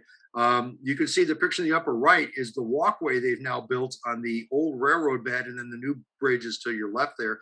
So you can actually walk all the way out to the island. And then down below are pictures of the prefab trestle bridge that the Union Army will develop during the war. A lot of this will be made in Fortress Rosecrans. They're reinforced by iron and bolted together. And these are incredibly sturdy bridges. And as we get along, I'll show you some pictures of some rebuilt bridges with the old way. And then when they get the time to replace them with this truss system that they're going to come into. So take a look at the map. There's Bowling Green all the way to Louisville. And then all of these lines from Decatur to Nashville and Stevenson to Nashville. And there's your mileage. All of that gets rebuilt, every inch. Daniel McCallum is the United States Military Railroad. And here's his report that he issues, which you can also buy a copy of, reprint. 877 miles of railroad repairs. Unbelievable. The Nashville and Chattanooga made new for the whole length. And then because it was single trackage in a number of places as well, they have to make sidings because you want to be able to have trains pass each other on sidings. So they will add 19 miles of siding alone on the Nashville and Chattanooga in places like Nashville at Deckard, and at Stevenson. In some places, you already have sidings. Now, like if you remember your great locomotive chase, these locomotives could pull trains up to 50 miles an hour, but your typical running speed was about 18. And the reason why is you have to follow a timetable. So when you're running north from Atlanta to Kennesaw, and then Andrews Raiders steal the General, and then they're running north to their next stop, they have to pull over to a siding because they know there's a southbound train that's going to be coming unless you want to collide with the southbound train. So it's all well timed out so you don't collide. So sidings will help alleviate that to a certain point. Okay. So here's what McCallum's report has, how much stuff that he lays on all of those railroads. And this is staggering. This is without modern heavy industrial equipment or modern equipment used by the railroads today. Just unbelievable stuff for 1863, 1864. This is, as I call it, industrial strength warfare. Louisville, Nashville is also rebuilt. That's the bridge over Green River near or just south of Munfordville, Kentucky. Here you can see the facts and figures from McCallum's report that they use on that railroad line. And then here's Sherman's own railroad team. Add to Anderson, the upper left, James Guthrie, the bottom right, he's the president of Louisville and Nashville. And then, of course, the great Herman Haupt, who runs the United States Military Railroad. Herman Haupt is an amazing man. And I know you all saw the Ken Burns Civil War thing where Shelby Foote said he thinks there were two geniuses that came out of the war, Lincoln and Forrest. I would add Herman Haupt to that, and I will add one more at the end of the program. So solving the transportation problem, in order to meet the 130 cars a day, and each train pulls about 15, you need to make sure you've got enough locomotives and box cars and flat cars to meet that demand. So how does Sherman solve this problem? Well, let's take a look at what he says in his memoirs, and you can see that below. One thing that I like about Albert Castell in his book on the Atlanta campaign, Decision in the West, which is still to this day the best one-volume history of that campaign, is he was the first historian to kind of challenge Sherman. Prior to that time, everybody kind of thought Sherman walked on water, and Castell was not afraid to point out Sherman's mistakes. And he also wrote an essay in his collection of essays called William Tecumseh Sherman Prevaricating Through Georgia, which I would commend to you because he takes what Sherman writes in the official records about a certain event and then compares it to what he writes in his memoirs. And you can quite often see night and day difference. So what Sherman's saying here to James Guthrie at the LNN, he appeals to his patriotism, holding on to the trains coming into Jeffersonville. As I said, that's where the Louisville Depot is. Robert Allen's the quartermaster general, and get that ferry boat going to ship these trains over the river. And we had cars and locomotives from almost every road in the north. And he says Pittsburgh and Fort Wayne, Delaware and Lackawanna, Baltimore and Ohio. And about 95% of that is not true. Not true at all. Why? Gauge. Kentucky, Georgia, Tennessee, 5-foot gauge. The South had 4 different gauges. The North had 6. So say the Baltimore and Ohio is a 5'6" gauge. That's not going to fit in Kentucky or Tennessee or Georgia. Say at the Pittsburgh and Fort Wayne's a 6-foot gauge track. Same deal. Somebody did develop in 1863 a thing where you could lift up locomotives and rail cars and kind of tweak the carriages underneath for a bit, but it was not very safe, so it did not catch on. They did a thing after the war called the Ramsey transfer, where they would lift a car up and put an entirely new carriage underneath. And then, of course, when the gauge is standardized in the 1880s, it all becomes a moot point. But Sherman's fibbing here. Most of these train cars were not south of the Ohio River because they wouldn't fit. So here's what he's dealing with at the start of his campaign. 47 locomotives, 3 borrowed, and 11 in repair. That's not a whole lot. 437 cars, 100 borrowed, and 137 in repair. And McCallum's own estimate is 200 locomotives and 3,000 cars. And he's saying that in January of 64 when Sherman figures the 130 cars per day. So he's going to order Adna Anderson to impress locomotives from all the other railroads in Kentucky. So you can see it's worthwhile. Picks him up some more locomotives and cars. Then Stanton will authorize McCallum to go to the manufacturers in New Jersey and Pennsylvania and order locomotives and cars built at the 5-foot gauge. And that happens. They will get shipped over to Western Pennsylvania, floated down the Ohio River, put on the tracks at Louisville, and then run down from Louisville, Kentucky. So you can see between February and September of 64, he's pretty successful. 119 new locomotives and 1,700 cars. That's just amazing. And what Allen writes in April of 64, there's more coming, 15 per day. And they just keep piling all of this rolling stock and locomotive power into the South. And they start building repair shops and railroad sheds because these are high maintenance pieces of equipment. Those locomotives need to be oiled every hundreds of miles because you've got all these moving parts, and you had to make sure that you had enough water in the boiler or the thing will blow up. And of course, your wood stops, and you can see what happened to the locomotive up top. It could have hit a bad section of track, or some Confederate guerrillas or raiders picked up a section of track and the train derails. So this is going to be something, that they have to deal with in terms of keeping these things maintained. It's what every railroad in the world today does. So he starts to stockpile rail. And if you see the upper left, that picture of Union rail stockpile, I assure you from my study of the Confederate supply system, the Confederates would have killed to have that much rail sitting in a warehouse or on train cars ready to be shipped south, because their rail system was falling apart. To augment what comes from the north, that building in the upper right is the rail factory that is built in Chattanooga. It is not done in time for the campaign. It will come online in 1865 and then serve the railroads of the South into the early 20th century. And you see what happens to your iron rails down below. A bridge falls apart or raiders rip up the line. The lower right picture, you see it, a couple examples of the Sherman necktie. Now, those rails have to be sent back to the foundry and melted down, and then you re-roll them. But if they're not badly bent, see that device that gentleman's working on? You can actually straighten an iron rail if it's not very badly bent. So they were using those to try to rehab rails, and if they were too bad, they would just get ripped up and sent back to a foundry.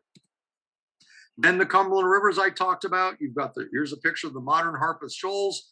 With TVA, we don't have to worry about the shoals anymore. On the right is your river report. So a steamboat coming into Clarksville or leaving Nashville would go get the local newspaper. On page 4 every day was the shoals report, and it would tell you how much water was over the shoals. On this particular day, in March of 1863, there's 20 feet of water. That's easy peasy for a 6-foot draft steamboat to pass over. If there's 1 foot of water over the shoals, you're going to spend time in Clarksville and Nashville.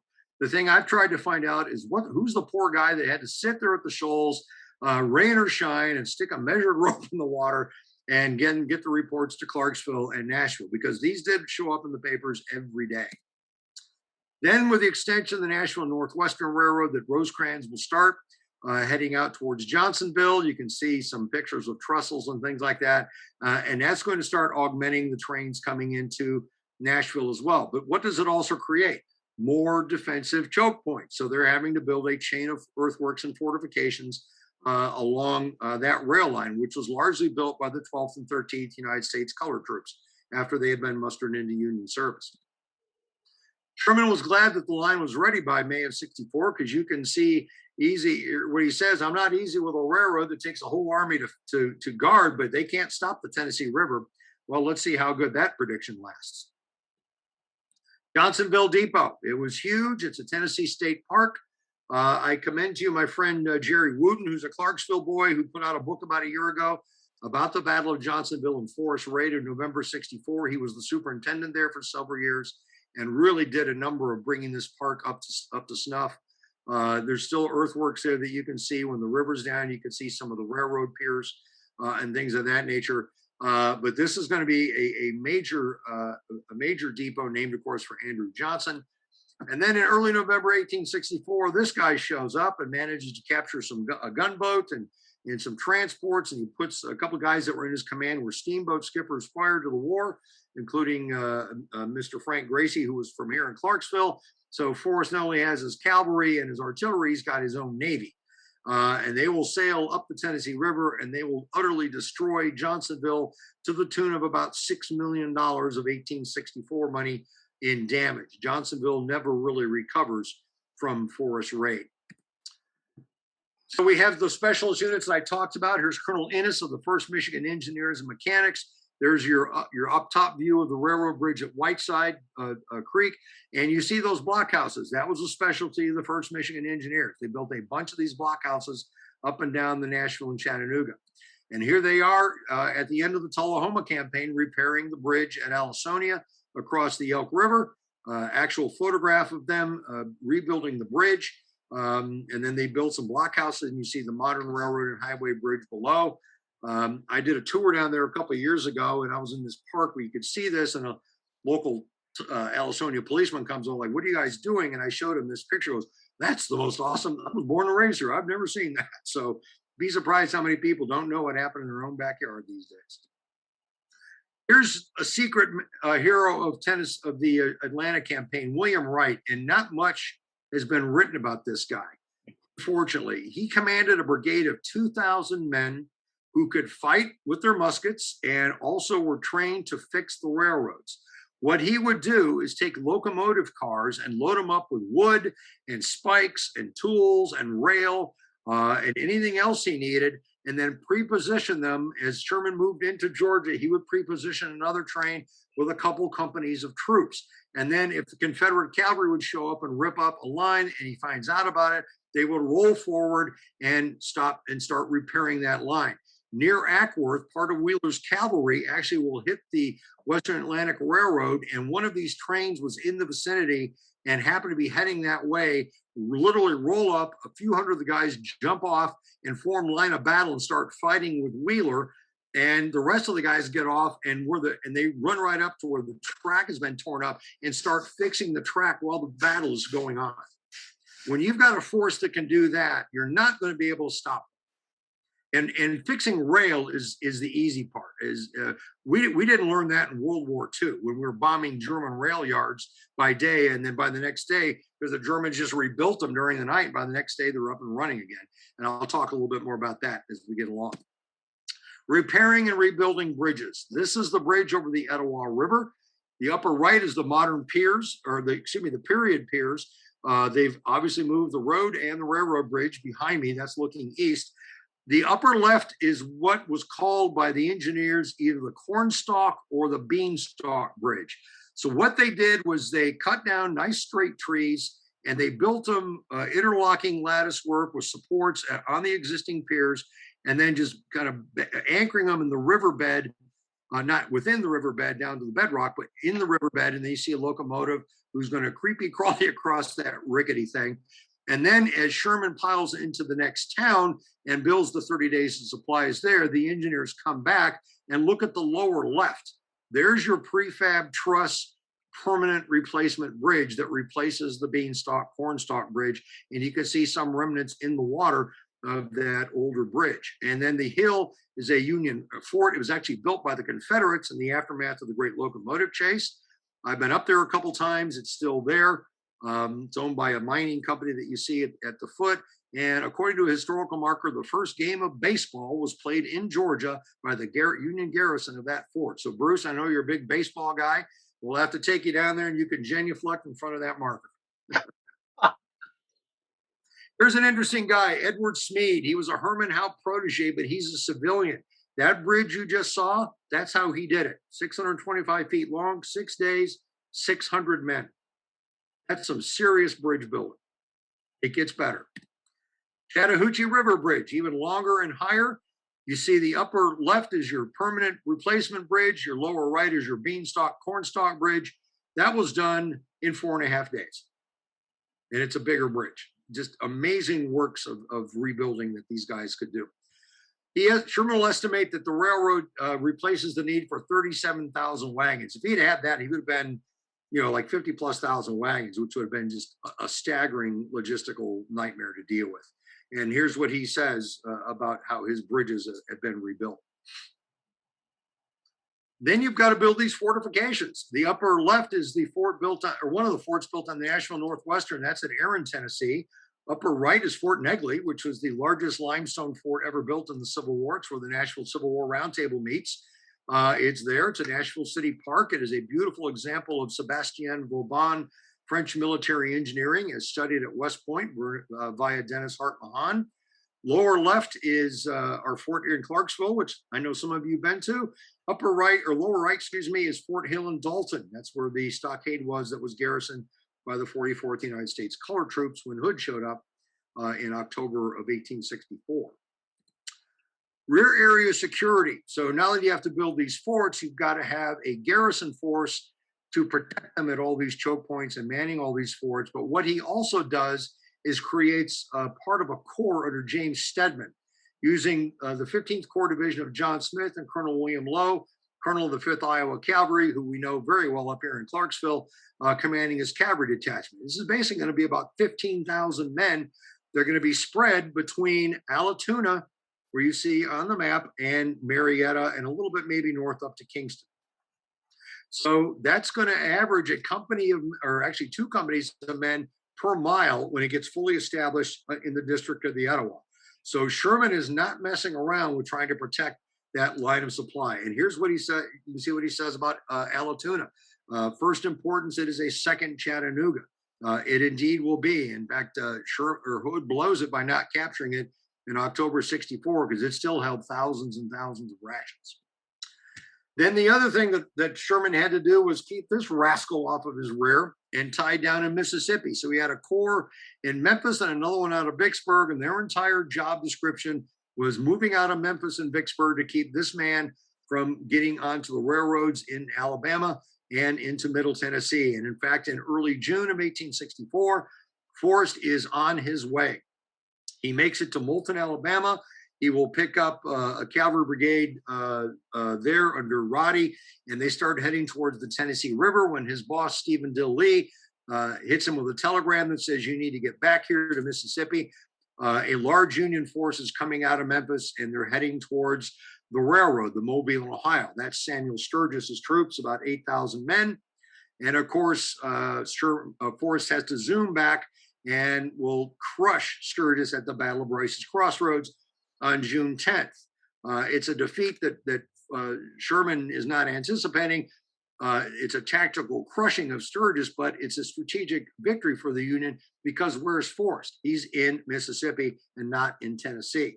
Then A.J. Smith will come out, and and with Sturgis, or excuse me, A.J. Smith, I think Joseph Maurer is the other guy, and with Forrest and S.D. Lee, they'll defeat them at the Union will defeat Forrest and Lee at the Battle of Harrisburg, Tupelo, and then Forrest will attack Memphis. So Forrest is off the railroad, and this is a guy that Sherman was really worried about. But you're tying down 20,000 troops for a cavalry corps of about 6,000 to 7,000 men.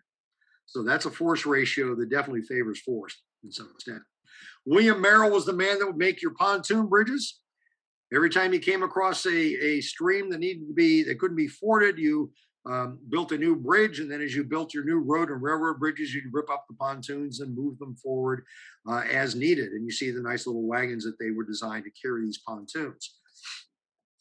The U.S. Navy was vital in this campaign and also in Hood's Tennessee campaign. I know I offered that as a program for the roundtable tonight. They patrolled these rivers as much as you could patrol rivers. So they're patrolling the Tennessee River all the way up to Chattanooga, and they're patrolling the Cumberland River. They were divided into naval districts, and you had attached gunboats of either the timber-clad like the Conestoga down below, or one of the city-class boats up the left, or the USS Fairplay, a tin-clad. That picture, by the way, of the Fairplay was taken here at Clarksville. They were assigned to certain districts, and you see the man below, Leroy Fitch. He would command River District number 11 for a time on the Tennessee River, and he'd be an instrumental guy in Hood's Tennessee campaign as well. So the Union Navy's got something to say about trying to escort convoys, etc. It's very, very successful. So what went right with Sherman's campaign? He gets enough locomotives and cars, so that's a good thing that he was able to get that 130 minimum established, and actually went over that. And he says he's grateful to Mr. Guthrie, who had sense enough, I like this, sense enough and patriotism enough to subordinate the interests of the company to the cause of his country. Here's how Sherman's railroad guy did it. You go to James Guthrie of the L&N Railroad, you say, choose from column A or column B. Column A says you do what Sherman just said. You're patriotic. You subordinate the good of your railroad to the good of the cause of the country. Or column B, we take you over and the U.S. Military Railroad runs your shop. How do you want to play? So what do you think Guthrie does? He takes column A. Now, this is exactly what the Confederates needed to do with their railroad system, basically take it over, and they would never go there. Sherman will write, I doubt if every army had ever gone forth with fewer impediments, clothing well issued, food, ammunition, and then an unknown Union quartermaster, I like this, to keep them up, he had to lay the whole North under contribution. Keep in mind, you've got a war in the Trans-Mississippi, and Grant is messing around there in Virginia. So there's a lot going on that the Union has got to manufacture goods for. What goes right? Organization of his wagon trains. When Sherman organizes his column of march by corps, your troops march first. Then what's the first wagon you better have behind your column of troops? Ammo. You can go a couple days without food, but in the Atlanta campaign, the Union Army is expending on average 200,000 rounds a day because there's constant sniping and skirmishing, a few pitched battles, a few small battles. So they're blowing through ammunition. On the Tennessee campaign, when Hood gets to Spring Hill, where's Hood's ammo trains? At Columbia, 25 miles to the south. So you can go without food, but you better have bullets, or you're not going to have a very good campaign. And then, as I said, he has the field trains running from the railhead to the front, and then your regular ordnance trains, which are your regular supply trains, hauling things during the campaign. Then you leapfrog your bases of supply, and then proper allocation of your garrison troops to protect the rear area. All this goes very, very well.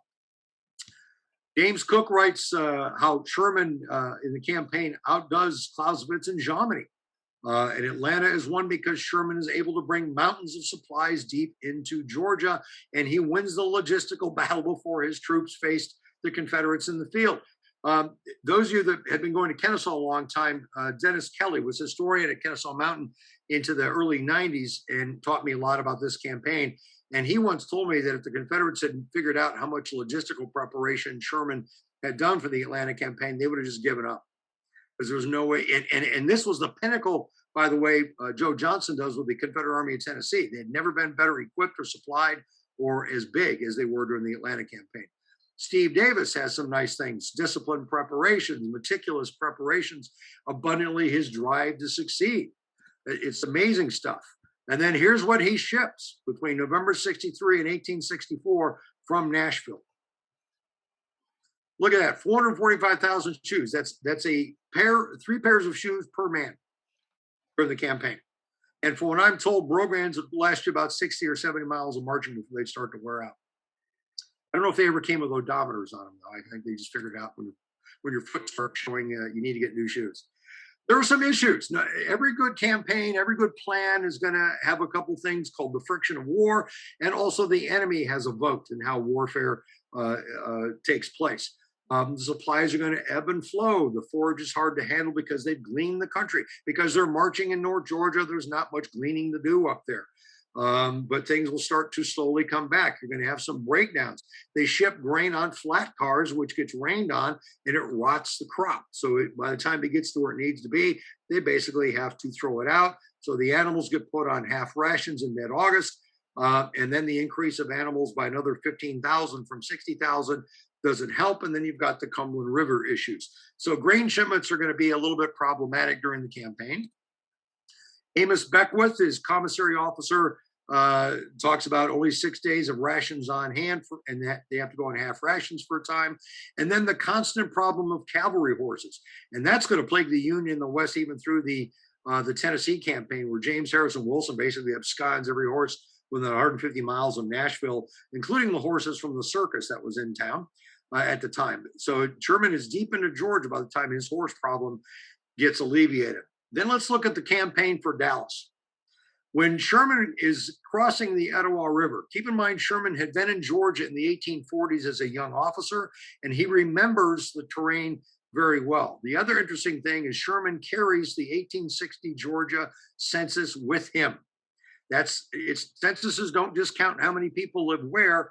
It tells you the manufacturing agricultural areas of the United States by state, as it still does. So he knew the agricultural areas, he knew the industrial areas that he had to take out.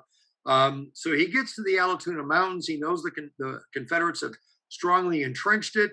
Johnston's hoping that Sherman is going to throw his legions against the entrenchments. Sherman is not that stupid. So he's going to pull out his maps and he's going to take a look at Dallas, Georgia, because that is a road junction that A is behind Johnston's lines and B is on a main highway that heads right to the Chattahoochee River. So if he can get there before Johnston can react and get on the road to the Chattahoochee, he is definitely going to force Johnston out of the Allatoona Mountains and perhaps be able to pick a good battlefield to beat him up.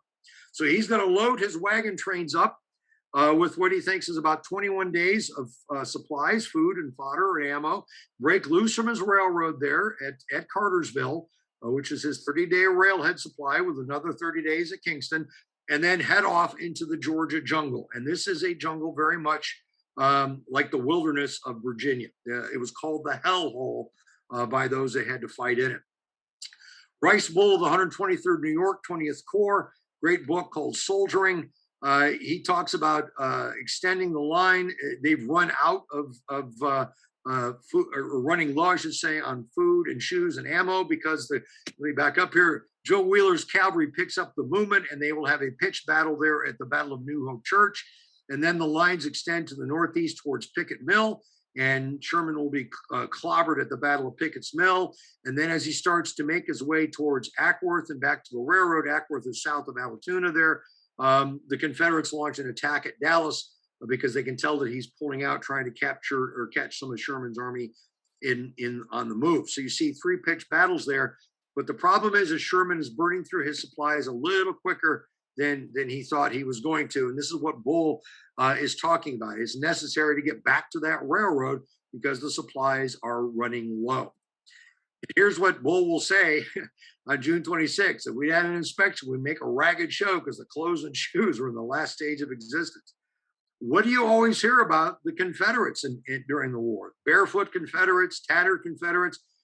Nobody likes to talk about the barefoot and tattered Yankees. And that happens during campaign because it's when the campaign is over that you fill out your supply requisitions to resupply. Easton's account about about bringing up subsistence and stuff. Some trains never return, so you've got some issues on supply and things of that. It's just friction of war, but it's still pretty amazing. So here's your unsung heroes of your campaign. And if Sherman were sitting here looking on this Zoom, he'd say the exact same thing. These are the guys without whom I could not have done the Atlanta campaign. We'll add Elliot Easton on there, or L.C. Easton. And then I alluded to the other genius of the Civil War, that man right there, Montgomery Meigs. He was not a trained quartermaster. He was a trained engineer. He finished the Capitol Dome in Washington City during the war. Pre-war, he built the aqueducts that brings Potomac River water to Washington that is still used today. The man is a sheer genius. There's about 4 biographies out on him that if you haven't read, please do. But what Sherman says here tells you all how much he admires all of these people. That the campaign would not have been possible without the railroads, and we had the means to maintain and defend them. So here's McCallum's report that I talked to earlier. There's what his financial expenditure was for that time. So I crunched it up to 2019 dollars. I need to update it a bit. You're looking at $486 million of 2019 dollars. We're probably pushing 500 million now with inflation. That's a ton of money. So what does Sherman write about his Atlanta campaign? Here's what he says. Good staff, absolutely. Feeding that army, absolutely.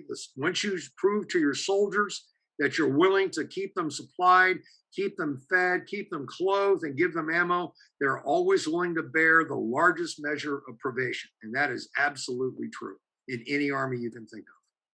What happens to the Nashville Depot at the end of the war? Well, the Union government's broke. They're selling everything that's not nailed down, including your depot buildings and everything in those depot buildings. And this is from every depot from New York to St. Louis and thereupon. I found some papers from the Louisville Depot selling unissued Union battle flags for $5. Oh man, could I have some fun with $5 battle flags in my collection that are worth about $50,000 today. The Taylor Depot burned down during the war. You see the ruins of the Taylor Depot. I have ads where they sold off the ironclads and other gunboats. I mean, they were literally cash strapped in Washington and they had a huge debt to pay. So let's rank the best generals, in my opinion, at least on the Union side in terms of logistics. I'll tell you where the top Confederate guy is. I put Sherman hands down number one. He learns from his protege or from his mentor Grant in the Vicksburg campaign, but he outdoes Grant. Let's compare what Grant's supply line is in Virginia. Railroad until he gets down to City Point, and then it's by steamship, secure line of supply from the depots, and they just build railroads right to the front lines of Petersburg. Amazing line of supply, nowhere near the problems that Sherman has. So Grant, I rank at number two. William Stark Rosecrans, I rank at third, and then George McClellan at fourth. I don't think McClellan could fight a battle to save his life, but boy, that Army of the Potomac, when he ran it, was sure incredibly well equipped. Who's the best Confederate general? Joe Johnston, I think, Quartermaster General of the United States Army, and what he does with the Confederate Army in the Atlantic campaign. He makes some colossal mistakes, but I think he outdoes Lee and some of the other commanders. But what does Sherman's logistics make possible? Modern armies will study the Civil War, or period armies will study the Civil War. They all had observers over here. You see the map in the upper left of the German Federation post Franco, or up through the Franco-Prussian War, or the War of German Unification, 1870-71. They had observers over here. Von Moltke the Elder was not one of them, so he did not go back to the Prussians, and they asked him, what about this American Civil War, where he allegedly says it's two armed mobs running around and chasing each other. They have observers, and they did come back to Prussia. And what did they tell the Prussians? Railroads. So after Germany is unified in 1871, the Germans will build railroads running east to west, and they will triple track those lines, not to move people around Germany, to move the German army around Germany, because they then fell into this stupid habit of fighting two front wars. Lower left corner, you see German troops going to the front of World War I. Lower right, and then that nice trainload of Panther tanks up there, German troops on the Reichsbahn going to the front on World War II. I'm going to hold up another book that's a World War II book. I'm a big Battle of the Bulge guy. The best book on the Bulge, in my opinion, is Peter Caddick Adams' Snow and Steel. He's right. And my wife says he's right. I have 5 bookshelves in Bulge books, and this guy goes into stuff I've never read before. America in World War II had the largest train network in the United States. The Germans had 3 times more boxcars than U.S. railroads did. But yet they were still tied to horses. German industry did 70 tons of horseshoes a month. Remember that scene in Band of Brothers where the 101 guys are driving on the Autobahn in those deuce and a halves, and all these German troops marching to the rear goes, what were you thinking of? We've got General Motors and you've got horses. That was still a big part of the German logistics train. But they were into railroads, and they did a great job of maintaining and keeping them despite American and British strategic bombing. And here's the other culmination. World War II from the American side, nobody could touch the arsenal of democracy, the LSTs we cranked out. There's one down in Evansville, Indiana, LST 325. Go on down there and check it out. We took Ed Barsh there one time. Liberty ships were rolling off the ways when they got them cranked up at 1 a day. And then remember I talked about the wagon guys and Rosecrans and Sherman's army. If you're carrying fodder in your wagon, you've got to feed those mules and horses drawing your fodder, and each of those guys are eating 24 pounds a day, and that fodder's coming out of your wagon. Well, to keep the Allied armies rolling until they captured the port of Antwerp in November of 1944, they used the Red Ball Express. So they're trucking gasoline from Normandy to the German border. Great, but you're burning gasoline to truck the gasoline. So that's part of your logistical equation that you have to try to figure out when you are a logistics officer. I believe that's it. Yep, that's it. So how do I unmute so I can hear questions if we have any questions? Thank you so much for having me. I appreciate it. I wish I could come up. Actually, we should all just go over to Rob's house and start taking books. Yes, I see you. I'm unmuted, but I see a couple of chats here. I have several questions, but I wait for everybody else to ask questions first. But thank you for an exhaustive. I was entertained and educated, and wow, so much stuff so fast. Luckily, Mark Kunis, who's so great, he records these, so I'm going to have to go back and learn some more, because this teaches us, if nothing else, why it took so long for the North to win the war in the West, because it was a very complicated event, and even though we can't memorize all the facts and figures, we now know why. Trust me, neither can I. No, we know why. No, yes, the facts and figures, but we do know why. But there are some questions there which you should be able to see. Yeah, Bill so Gurry. Answer them in order. Okay, I see something about sound. Bill Gurry asked, where can I read more about William Wright? Well, Bill, sadly, nobody's written anything in detail on William Wright. Castell talks about him in Decision of the West, his book. A couple of the other Atlanta campaign books talk about Wright and the railroad brigade that he commands. But nobody is really gone into any kind of detail, like going through his OR reports and saying, here's what I did here, here's how many men we used, here's how much rail we laid down and ties and things of that nature. God willing, and the creek don't rise, if I live long enough, that's on my long-term bucket list. I'd like to do that because I think Wright is an amazing guy, and he's probably Sherman's big secret weapon in this campaign. And as I said, if you're going to roll right up to Wheeler's cavalry and pick a fight with them while they're ripping up the line and pushing back and then start immediately rebuilding a railroad, that's an army you're not going to beat. So I hope that gives you some clues there, Bill. Trying to think if the Campaign Chronicles volumes had an essay that talked about that. I haven't pulled those out in quite a while. But Wright needs to be written about a lot more. The question from Bruce, Joe Johnson's hoped the forest raid would stop Sherman. Way too optimistic. Yeah, absolutely. And keep in mind, Johnson had 4 divisions of cavalry of his own, and that's what Jefferson Davis was sending to him. You've got cavalry there. Why do we need to bring Forrest 2 states over? Well, Forrest ripped up a railroad better than anybody. I mean, when he hit Mobile, Ohio in December of 1862, while Van Dorn was hitting Holly Springs in Mississippi, which stopped Grant heading to Vicksburg at that time, the Mobile, Ohio is down for 6 months. And then look what he does at Johnsonville, destroys a major Union supply depot. So I guess if you're going to want to get a guy to really tear up a railroad, that's the guy to get. The problem is he's 2 states over, and you've got 2 Union Corps making sure he ain't going anywhere. There are going to be raids on the railroad. Wheeler will launch small raids, regiment here, brigade there, type stuff on the railroad, and it's all pinprick stuff. And Wright's Railroad Brigade just pretty much gets it back to up and running. They do destroy the bridges as they retreat, but if you can rebuild a bridge in 4.5 to 6 days and have your pontoons in the interim, you're still not going to keep that army from stopping, coming towards you. Brian, let's see, there was a thing about German railroads in Russia that's above Brian, or did I miss that? Oh, I just saw a question pop up. How do I bring this down? Oh, hang on. I'm sorry. I don't know how to do these. That's why my techie wife is here. Give me a moment. Yeah, it's her computer. Okay. Hi, Jenny. Yeah, the Germans had problems with gauge in Russia. The Russian gauge was bigger. So what they would do was just lay a German gauge track inside the Russian gauge.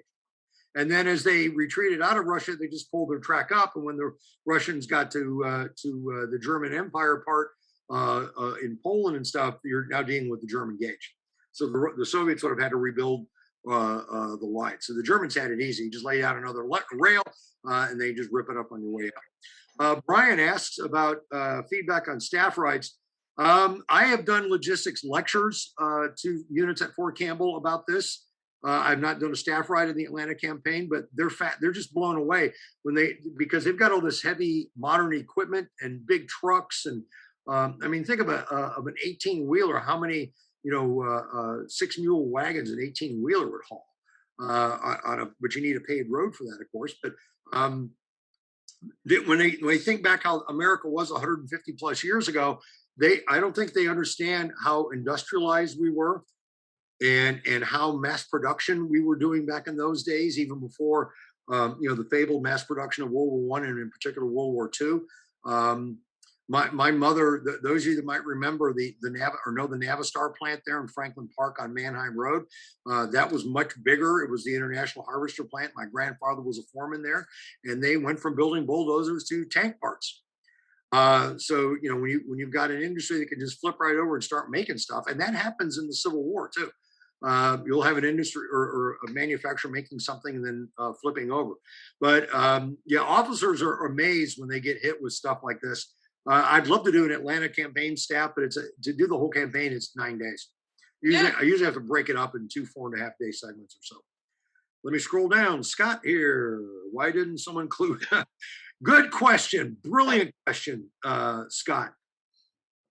Rosecrans used his cred after the Battle of Stones River for 6 months and rubbed elbows and everything else from Lincoln to Stanton to Halleck to Meigs to anybody else in Washington. And he's like, why are you sending me 9,000 crummy horses? 9,000 good horses cost the same. So why don't you send me those? I went through that quartermaster's papers, which we have copies of here in Nashville on film, and printed off a number of these invoices where he's talking about this stuff.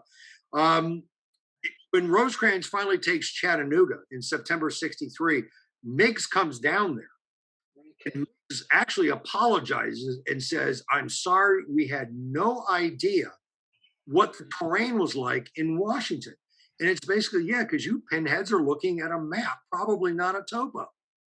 And you don't know about the Cumberland Mountains, and you don't know how the railroad goes like this to a plateau to down and then up over the Cumberland Mountain and then way down in the Tennessee River Valley.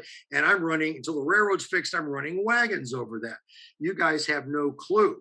And so from that point on, they understood. So Sherman benefited from the fact that Meigs pulled a mea culpa to Rosecrans, and they now understood what the terrain was like. But thank you, Scott, for tying those two together, because that's a very important question. And without that, Sherman might have had some problems. Maps. There were the Dodge Ruger maps, and I think Merrill made some maps. You can get copies of those at the National Archives. I've gotten some copies of those. Oh man, Bruce corrects me on the baseball thing. There you can get copies of those in the National Archives, plus the stuff that's in the official records, which was published during the war. In terms of lithographic, I know that's all mass production stuff. I don't know how topo a lot of those were. I think some were topo maps showing elevations and old roads. And it's amazing to me how accurate a lot of those were without the benefit of getting up on a balloon or a drone and taking photographs and drawing your maps from the photographs. But they're pretty spot on. Bruce, the question about baseball, 1859, Macon, Georgia. I'm citing the Georgia historical marker at that fort. So we'll have to talk to the Georgia Historical Society about that, but thank you. Did it flood in George to everyone? The Cumberland River flooded Clarksville some years ago. Yep, downtown was 6 feet underwater. 11 years ago. Yeah, 11 years ago. Did it flood in the Sherman campaign days? No. They had some low water in August of 64. That affected the grain shipments the fodder shipments I was talking about. So they were bringing in stuff more from Johnsonville by the Nashville Northwestern and then the Louisville Nashville River until the rivers came up. One thing I'll talk about that kind of ties into this when I do Fort Donelson lectures and tours, the river in the Fort Donelson campaign, because of the incessant rain, rose 2 feet an hour. So that's pretty amazing. Let's see, scroll down. Any more questions? See your name up there, Rob. Let's see.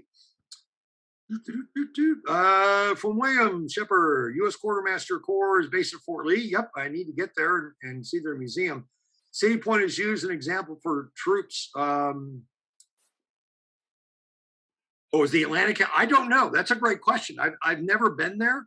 I have friends that are in the Army that are quartermaster officers that graduated from the quartermaster school, and considering I did this lecture for one of those guys when they were posted here at Fort Campbell, evidently not. I mean, he had read about the Atlantic campaign, but not to the detail of what I just did. I did this at a symposium in Alabama about 4 years ago, an earlier version of it. And Bob Jenkins, who some of you might know, has written a couple of really good books on the Atlantic campaign, asked me, when's the book coming out on this? It may be a long essay at some point. Because again, it's like the William Wright question. Nobody's gone into this detail. And I was happy to do it. It took me about a year to research. And I forgot how many sources, like 25 or 30 sources I used for this. But it was fun to do because I'm just nerdy enough to go and do it. Because it fascinates me. You can't, I do Rosecrans logistics in the Tullahoma campaign. You've got to understand all of this kind of stuff to make it work. Anybody else? I have a question Sure. or two now, if there are no other questions. You mentioned Davis, who did devote a couple pages in his book on Atlanta to logistics. Are there any other? I know there are some books on logistics. Hess, who's written like a book every 6 months. Bill Yeah, he's Hess done on 2 now. logistics. Oh, he has 2 on Yeah, logistics. a new one just came out about 3 months ago. Okay, yeah, I know he had one, but it's hard to know. I have not delved into his, and I know that there's a book published by Johns Hopkins on Civil War logistics. I think that's mainly about railroads. But do you have any other recommendations for us on Civil War logistics? Yeah, well, that book, The Supply for Tomorrow Must Not Fail. It's a great read. That's Taylor. Yeah, it's by Lynette Taylor, right? Okay.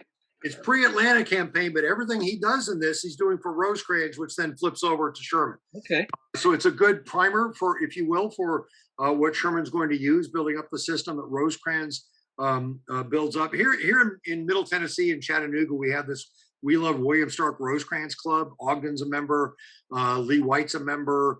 A couple got Ray Cole and Jim Lewis down at Stones River are members. I'm a member because we like that Rosecrans was so innovative and from the Signal Corps to the logistics to the pioneer troops, etc.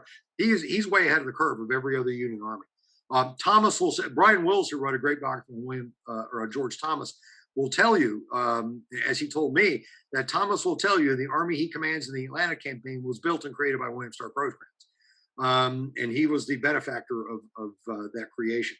It's actually a pretty long list. I have about 25 books downstairs. No, you're not going And no, I'm not going to go grab them. How about if I email you and I'll copy Bruce?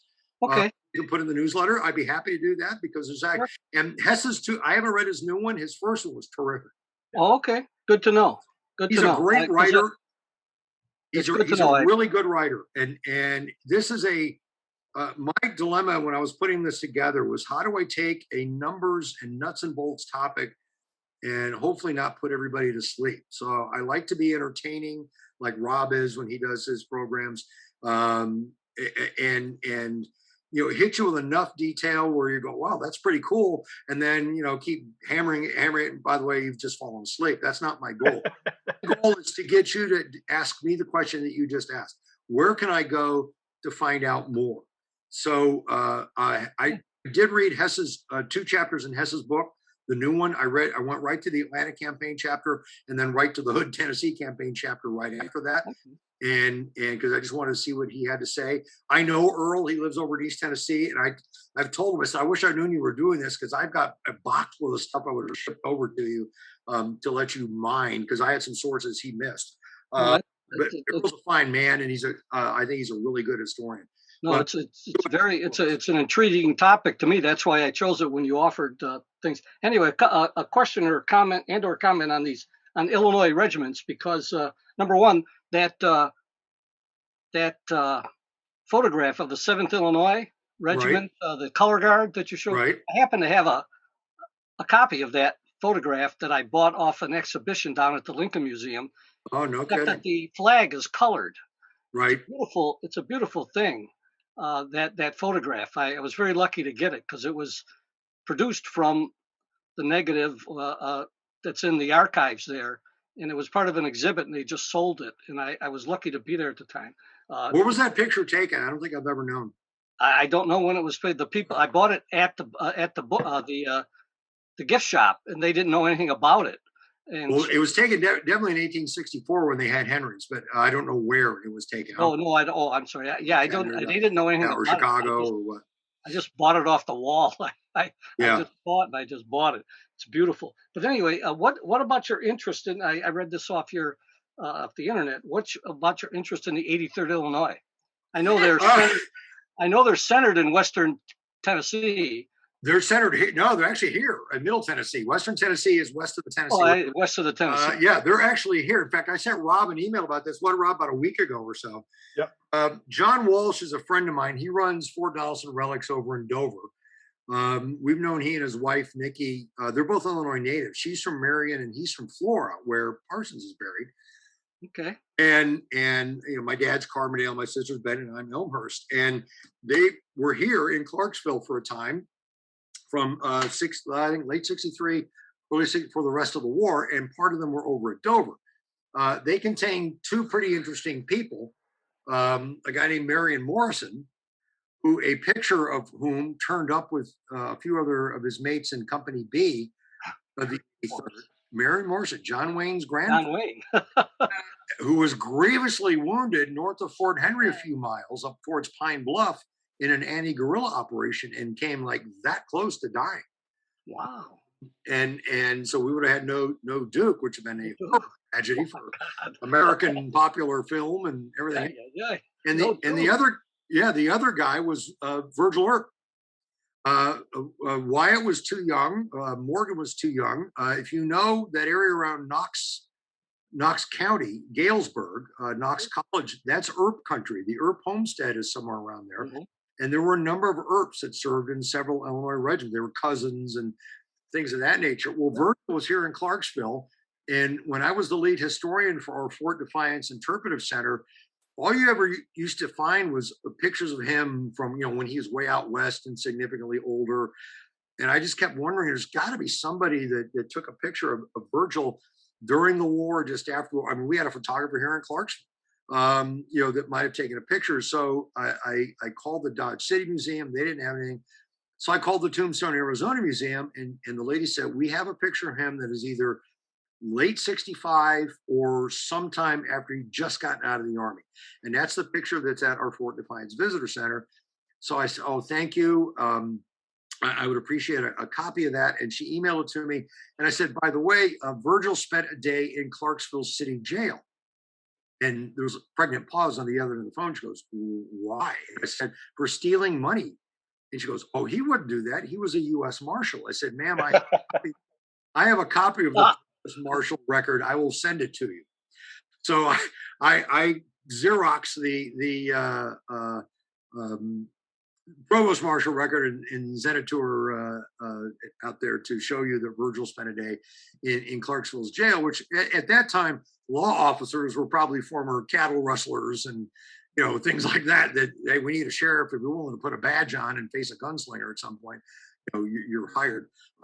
Scott says Monmouth, Earp was born in Monmouth and he was there too. Yep. I don't know if Monmouth is Knox County or not, but it's very close to Galesburg.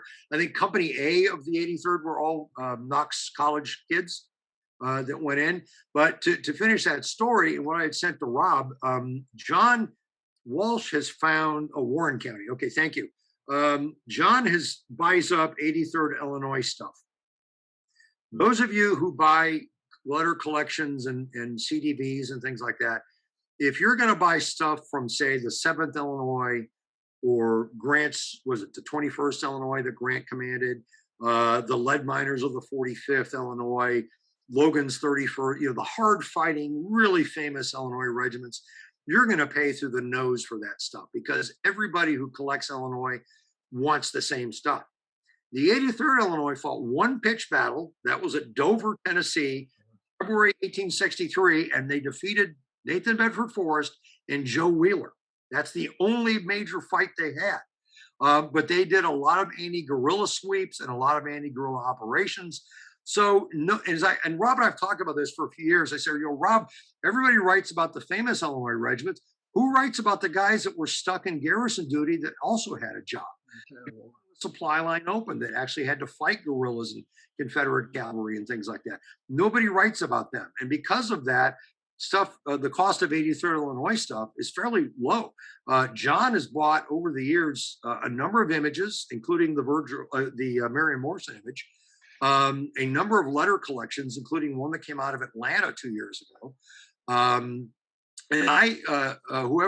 those of you who've been to the Lincoln Library in Springfield know that some person who works or worked there who deserves a 100-foot bronze statue out front went through all of the Illinois Civil War newspapers and indexed the soldier letters by regiment, by date. I just read that. God bless that person. Yeah. Steak, if I ever find out who it is, steak dinner on me. I swear to you. When you email me, I'll email you back his is. You know who it is? Is he still working there? I just saw him on C-SPAN. They Oh, God bless him. So you pull the drawers out, they're not even online. I had to explain to the new lady a few years ago who took over that department what these things were. And she just flipped out. I said, this, and I've been emailing, I told Powell, I told Eric Wittenberg, I told everybody I can think. If you're writing about Illinois, a battle of Illinois troops, and you don't go to Springfield and hit this archive, you're missing some amazing first person accounts. So I copied 75, I think it was 83rd Illinois letters, and I found 12 more that he missed. So I wrote them down and gave them to the lady and said, when you put this, because she wants to web-base that resource. And I said, here's 12 more that I found for you. So we have north of 150 letters, and we still haven't gone to Emory University, which has a collection, and the Nebraska Historical Society has a collection. So once we get those two, I'm trying to think in my head, and I emailed Rob about this because since he's written more books than I have, how to do it. I don't want to just do a straight regimental history. I think the format is kind of been done to death. What I want to do is maybe like 2 chapters of the regimental history and then double back and then start from the beginning to the end of the war and let the soldiers tell the story. And then put a narrative in between sections to tie things in, and of course footnote it. You know, I want the soldier words to talk. I don't want me to talk and John to talk as much. And I think there's a nice movement towards books like that. I know there's a couple Illinois and the Civil War books that use newspaper and letter accounts. I picked up a couple of Vermont books that are done that way. I want to, and the late David Logsdon down here did a whole series of first person accounts of Fort Donelson and Franklin and Stones River. He passed away some years ago, and it's all first person stuff. I want the accounts from the guys that were there telling me the story more than a historian telling me the story. Yeah, no, it's that book is very good. I immersed myself. It just came in. Was on my porch last week or so after seeing it on C-SPAN. The author talking about it. It's an amazing book.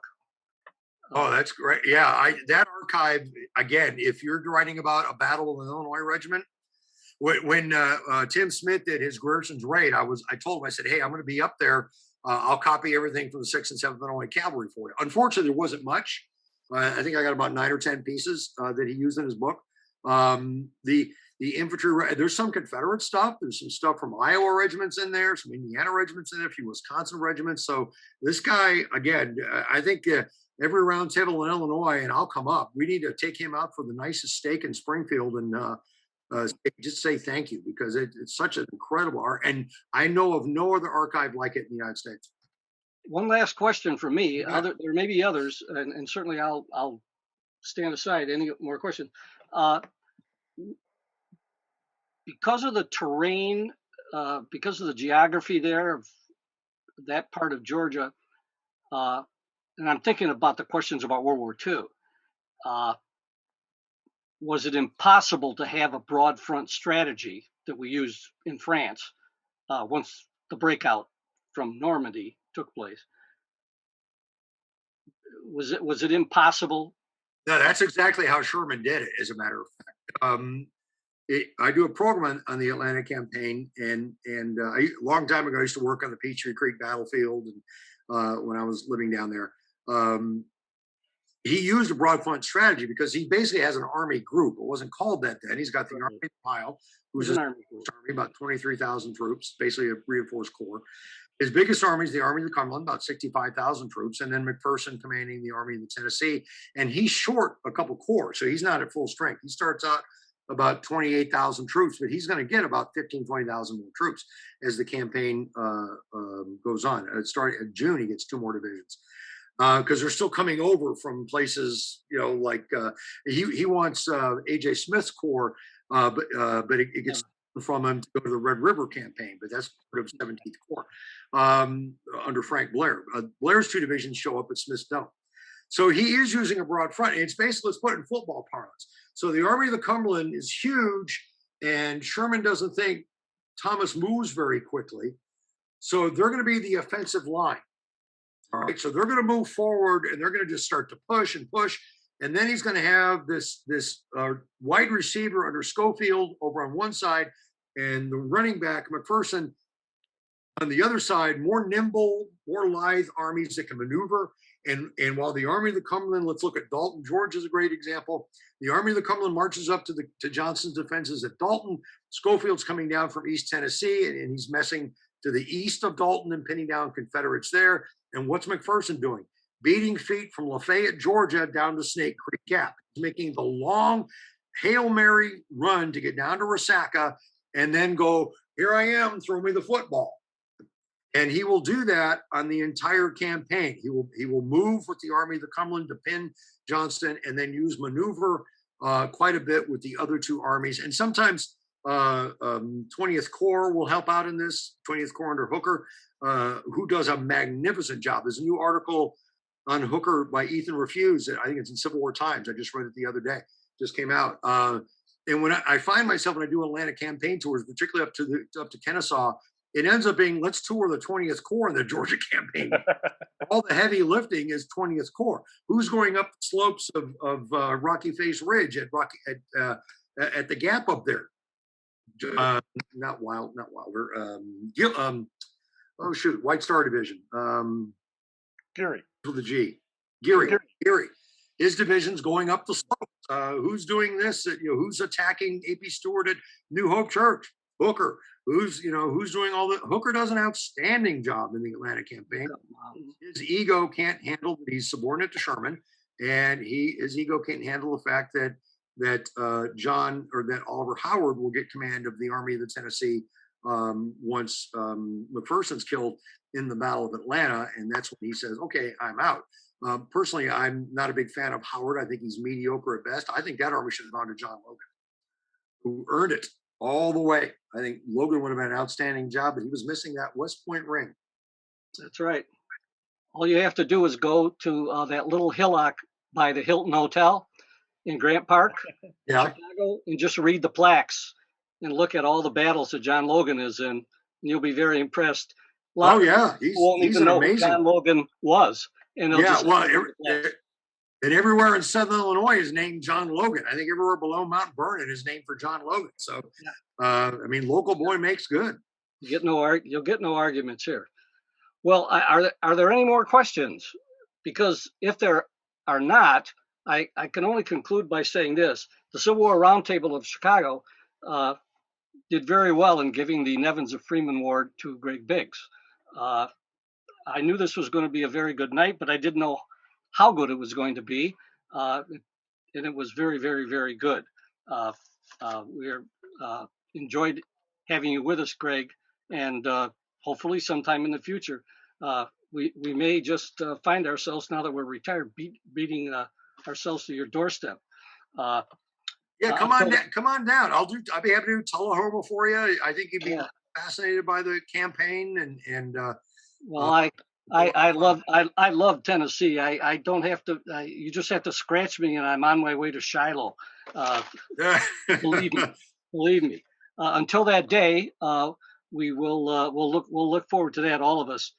In the meanwhile, I will again remind everyone that a donation in your name will be sent to the Save the Franklin Battlefield. We were lucky enough to be there a few years back on Cindy Heckler's tour, and we truly admire the work that's been done at Franklin. It's amazing. From the first time I was at Franklin, maybe 30 years ago or so, until now. Meanwhile, next month, in April, we will have Ron Kirkwood, who's going to pull us back east to Gettysburg. Too much for human endurance, the Spangler Farm Hospitals. And we'll look forward to that at our 801st. I guess we're on the way to our next 800 meetings with the 801st. This is an area of Gettysburg we have not explored. Gettysburg, as we know, gets explored in all its various nuances, and the Spangler Farm Hospitals will be the subject of next month's meeting. We thank Greg Biggs again. Excellent talk. Thank you, everybody. I appreciate that. Thank you, Jackie and Brian, for the comments. I appreciate that too. So good night to everybody. Good night. I'll email you that list. Thank you, Greg. I appreciate that. My pleasure. Bye-bye. Bye-bye.